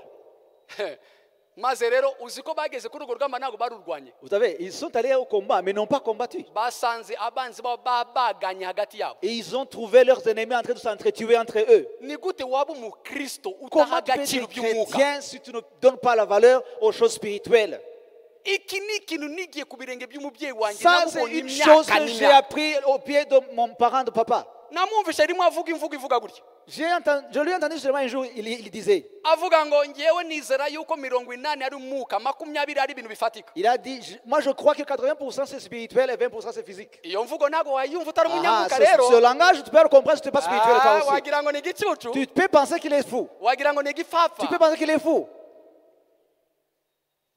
nshuti yanjye Mon ami, badufungiye itorero On a fermé notre église. 2018 2018. bafunga inyubako ntabwo bafunze itorero bafunze inyubako Ils twasengeragamo ont kubera fermé, ntabwo yari yujuje ils ont fermé ibisabwa l'édifice, et ça ne remplissait pas les ntabwo yari critères. yujuje ibisabwa Ça ne remplissait pas les critères pour pouvoir. mwambonye nazanye itorero pratiquait ryose l'église. ndizana aha J'ai appelé toute l'église, nous sommes venus ici. ndaza Nous sommes venus ici. yari tariki 11 z'ukwezi kwa gatatu 2018 C'était le 11 mars 2018. twari twatanga iminsi 21 yo kutwinjiza muri On pasika venait commencer les 21 jours pour préparer la Pâque. umubyeyi yatwakiriye aha Notre papa nous a reçus ici. ashyiraho ibiganza Il a mis sa main. aravuga gutya Il a dit ceci. son Mon fils, I send you back je te renvoie. go be established Retourne là où tu étais. Et Iyo sois bi- établi. iyo ubirebye Quand tu regardes ça, hein, you can think that it's just a joke it's tu a peux penser play que c'est une blague comme ça qui est là. you can think that it's just a play game peux penser que c'est une Ni blague. imikino. Tu peux penser que c'est une buriya blague. buriya se yamukoreye iki yamuhaye iki Mais qu'est-ce qu'il a fait? Qu'est-ce qu'il a donné? yamuhaye iki Qu'est-ce qu'il lui a donné? Ah, turagenda on est allé, on est retourné là-bas. nanjye se ko ntari umupfafara Moi aussi, je ne suis pas ignorant. Hein. yewe Moi, ngewe moi, ko nanjye ntari je ne suis umupfafara pas ignorant. Hein. ko ntari umupfafara Je ne suis pas ignorant sur ça. ko nanjye mbizi Moi aussi, je sais. ndagenda Je suis allé. nyuma y'icyumweru Après une semaine, imana iduha ahantu turagenda turayihengeka le Seigneur nous a donné juste une place tubona ahantu provisoirement, juste baduha kuhasengera ariko nijoro là où on devrait prier seulement la nuit. umwaka n'amezi 9 Pendant une année et 9 mois. itorero risenga nijoro saa 12 kugeza saa 2 Une no ku église cyumweru qui prie le soir, la nuit, de 18h à 20h. ariko kuko ijambo ryari rarekuwe Mais seulement parce qu'il y avait une parole qui a été libérée. erega ikibazo ni kubanza mu mwuka Vous savez, ça commence toujours par le ibindi spirituel. bigaragara Le birakurikira reste, ça va suivre. turagenda On est allé là-bas. tubaye umwaka On a fait une année là-bas. tumaze kumenyera aho hantu nyuma y'amezi 3 Après 3 mois, mbwira abana banjye muhaguruke j'ai dit à mes enfants, venez. buri muntu wese ashaka impano tujye gushimira umubyeyi ku ijambo yarekuwe ku Que buzima chacun bwacu trouve un cadeau. On va remercier notre papa de ce qu'il a parlé. Une parole. Nous sommes revenus ici. bamwe barabibonye Vous vous rappelez de ça? Je sais. twaje itorero ryose Nous sommes venus toute l'église. itorero ryose Je dis toute l'église. abantu barenga 300 Plus de 300 personnes. turaza hano hari kavuyo Nous sommes venus ici. Il y avait plein de kavuyo ndibuka ici. iyo kiliti yanyu yabayemo kavuyo nziza C'était ntimwamenye vraiment- icyari cyabaye c'était un bon désordre, mais protokoli ntiyari yamenye niki le twatewe protocole ne n'abandi savait pas comment gérer la twabaye situation. benshi uyu munsi Nous sommes n'ibiki devenus très nombreux et qu'est-ce qui s'est passé? ndibuka abadiyakoni bajya gushaka intebe mu hariya Je muri me rappelle, les diacres kabaronkera sont allés chercher les chaises pour les amener ici. nyuma y'isaha n'igice baza gusobanukira ibyari Après babaye 1h30, ils ont compris. banyakira hano On m'a reçu ici. ndashimira ababyeyi imbere yanyu J'ai remercié les parents devant maze vous. kubashimira J'ai remercié les parents. ndavuga abana ba jiparishi J'ai dit, les enfants de la paroisse de Gikondo baje gushima sont venus remercier. baje gukura Ils ubwatsi sont venus avec rendre ku action de grâce. ijambo warekuye ku buzima bwacu À cause de la parole que tu as libérée sur nos vies. twari kuba dusembera mu mihanda uyu munsi On devrait être en train de se déambuler dans la rue comme ça. ariko kubera ijambo wavuze Mais à cause de la parole que tu as prononcée, byaraduciriye inzira ça nous a donné, ça nous a frayé un chemin. byaduciriye akanzu Ça nous a frayé un chemin. tuje gushima Nous sommes venus dire merci. turapfukama hano On s'est agenouillé ici. dutanga impano On a donné les cadeaux. aradusengera Il nous a prié pour nous. asubiramo ya magambo Il a recommencé les mêmes paroles. go Vas-y and be established et sois établi là-bas. wowe ubireba Toi qui regardais, wagira ngo ni imikino tu penses que c'est de la blague. kuko Parce que iby'umwuka les gens spirituels, ubimenyereye tu n'es pas habitué à ça. ubona yuko ari ibintu by'amagambo biri aho Tu penses que c'est juste des paroles comme ça. uyu munsi Aujourd'hui, dufite ahacu nous avons notre propre église. Ah? dufite ikigo Nous avons ikigo nshuti ikigo c'est un établissement que nous avons maintenant. ntitufite sale Ce n'est dusengera pas seulement une salle, dufite ikigo c'est un établissement tout entier. Ah? Amen. uwambonaga nzana abana ba jiparishi hano Celui qui m'a vu amenant les enfants de la paroisse de Gikondo ici, buriya wari bube biriya ni byakwa amasasu tu il bikabyo pouvait nawe penser, bikabyo ah, voilà la blague de chez biriya Massasu. bikabyo. ariko uyu muhungu wo kwa masasu nagira Oh, ibikabyo ce jeune homme de chez Massasu, qu'est-ce qu'il fait là? nukusakuza n'abantu kuriya yerekana Comment ibikize il peut kandi venir à toute l'église comme ça ici? kuko utamenyereye Parce gukora que tu reaction n'es pas z'umwuka kuri habitué à defi faire des z'ubuzima réactions sur la vie spirituelle. apprends à réagir spirituellement au défi de la vie Iga gusubizanya mu mwuka ibintu biguhiza mu mubiri. biriya nakoze Les choses que j'ai fait ici, byari ibikorwa by'umwuka erega ce sont des actes spirituels. byari ibikorwa Ce by'umwuka sont des actes spirituels. byumvwa gusa n'uzi iby'umwuka Et seulement les spirituels comprennent ces choses. nabivanye Où est-ce que j'ai tiré ça? mu ijambo rega Dans ta parole. dawidi amaze guhura n'ibibazo Quand David a rencontré les défis imbere ya sawuli devant Saul, bimaze gukwama quand ça ne marchait pas, ahantu hambere yirukangiye le premier endroit où il s'est réfugié, biravuga ngo azamuka irama ajya kureba samuel amubwira byose yahuye nabyo. la Bible dit il est rentré à Rama pour parler à Samuel de tout ce qu'il a rencontré dans sa vie. ikintu cyose kugira ngo gikomere ukihuza n'isoko yacyo. Alors, toute chose pour qu'il soit établi, il doit être connecté à sa source. Ah. ikintu cyose kugira ngo something to continue to survive Kugira ngo ibintu bikomeze kubaho, must stay connected to its source igomba kuba icometse ku isoko yayo to get his resources kugira ngo ibashe kubona ibibitunga to continue surviving. maze ikomeze kubaho. iby'umwuka Les orabikinisha choses spirituelles, tu blagues avec. ngewe Moi, nakubwiye ibyankoreye je dis ce qui a wowe ushobora kuba uri umucuruzi été bénéfique pour moi. mu buriya bucuruzi bwawe uvanga mu by'umwuka. Toi, peut-être que tu es une affairiste, alors tu peux ajuster juste une spiritualité. dedans. ngewe nabivanze muri ministry. Moi, j'ai mélangé la spiritualité avec le ministère. ntukajye ujya gufungura iduka tugutya kuko ibintu birimo urafunguye ngo ntangiye umunsi N'ouvre pas seulement une boutique comme ça, sans spiritualité dedans. ariko se bigutwaye iki kubanza gufata n'iminota 30 mbere yo gufungura uwo muryango? Pourquoi alors tu ne pries même pas 30 minutes avant d'ouvrir la porte là? bigutwaye iki ugiye gufungura iseta rishya wabanje ugakoramo ka croisade? bigutwaye iki muri iyo nzu? Ça te bigutwaye ferait quoi de commencer par la prière de 3 jours d'une croisade avant d'ouvrir une boutique? babwiye umubyeyi wanjye On a dit à mon papa un jour, ariya uvuye Casa Bonita oh, tu quittes Casa Bonita, ku iseta ryiza nk'iri là où c'est une bonne place, c'est un bon endroit, kaburimbo sur la route goudronnée, ugiye kwishamba et hariya tu vas là-bas, dans la forêt, ahantu hatari umuhanda là où il n'y a même pas de route. ugiye wenyine nta muntu Tu uzagukurikirana. vas seul, personne ne va te suivre là-bas. nuko abantu batazi yuko Mais les gens ne savent pas, iseta ryiza un bon endroit n'ibintu byiza et les bonnes choses, sibyo bigize ubuzima. ça ne fait pas la vie. ntibazi yuko hari ibintu Ils ne by'umwuka. savent pas que la vie est faite de choses ko mwicaye spirituelles. hano ra ko mwicaye aha Et voilà, vous êtes ici, ko nombreux. mwayicaye Voilà, vous êtes ici nombreux. ko kaburimbo muyifite Et voilà, vous avez une route goudronnée déjà.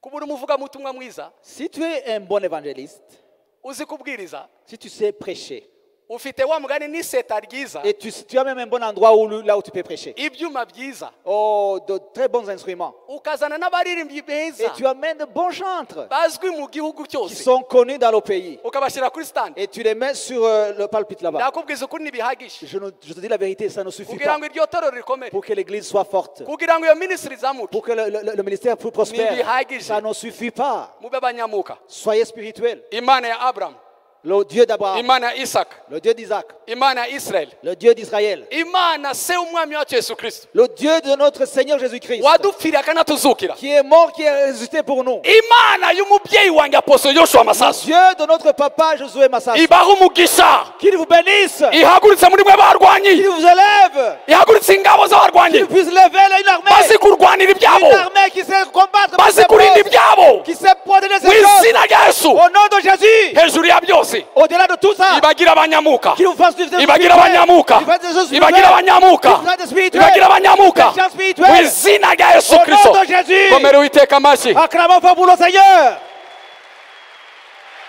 Hallelujah, hallelujah, Hallelujah. hallelujah.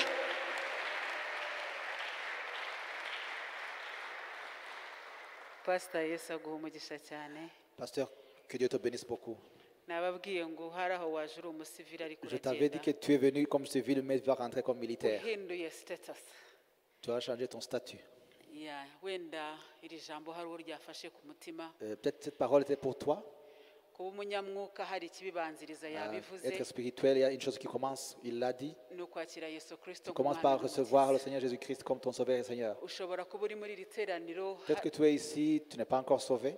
ukumva wabaye convinced Tu y'ukwakira te sens que tu es convaincu que tu voudrais recevoir le Seigneur. wamanika ukuboko Tu peux juste kwawe lever ta main hanyuma tukagufasha. et on va t'aider.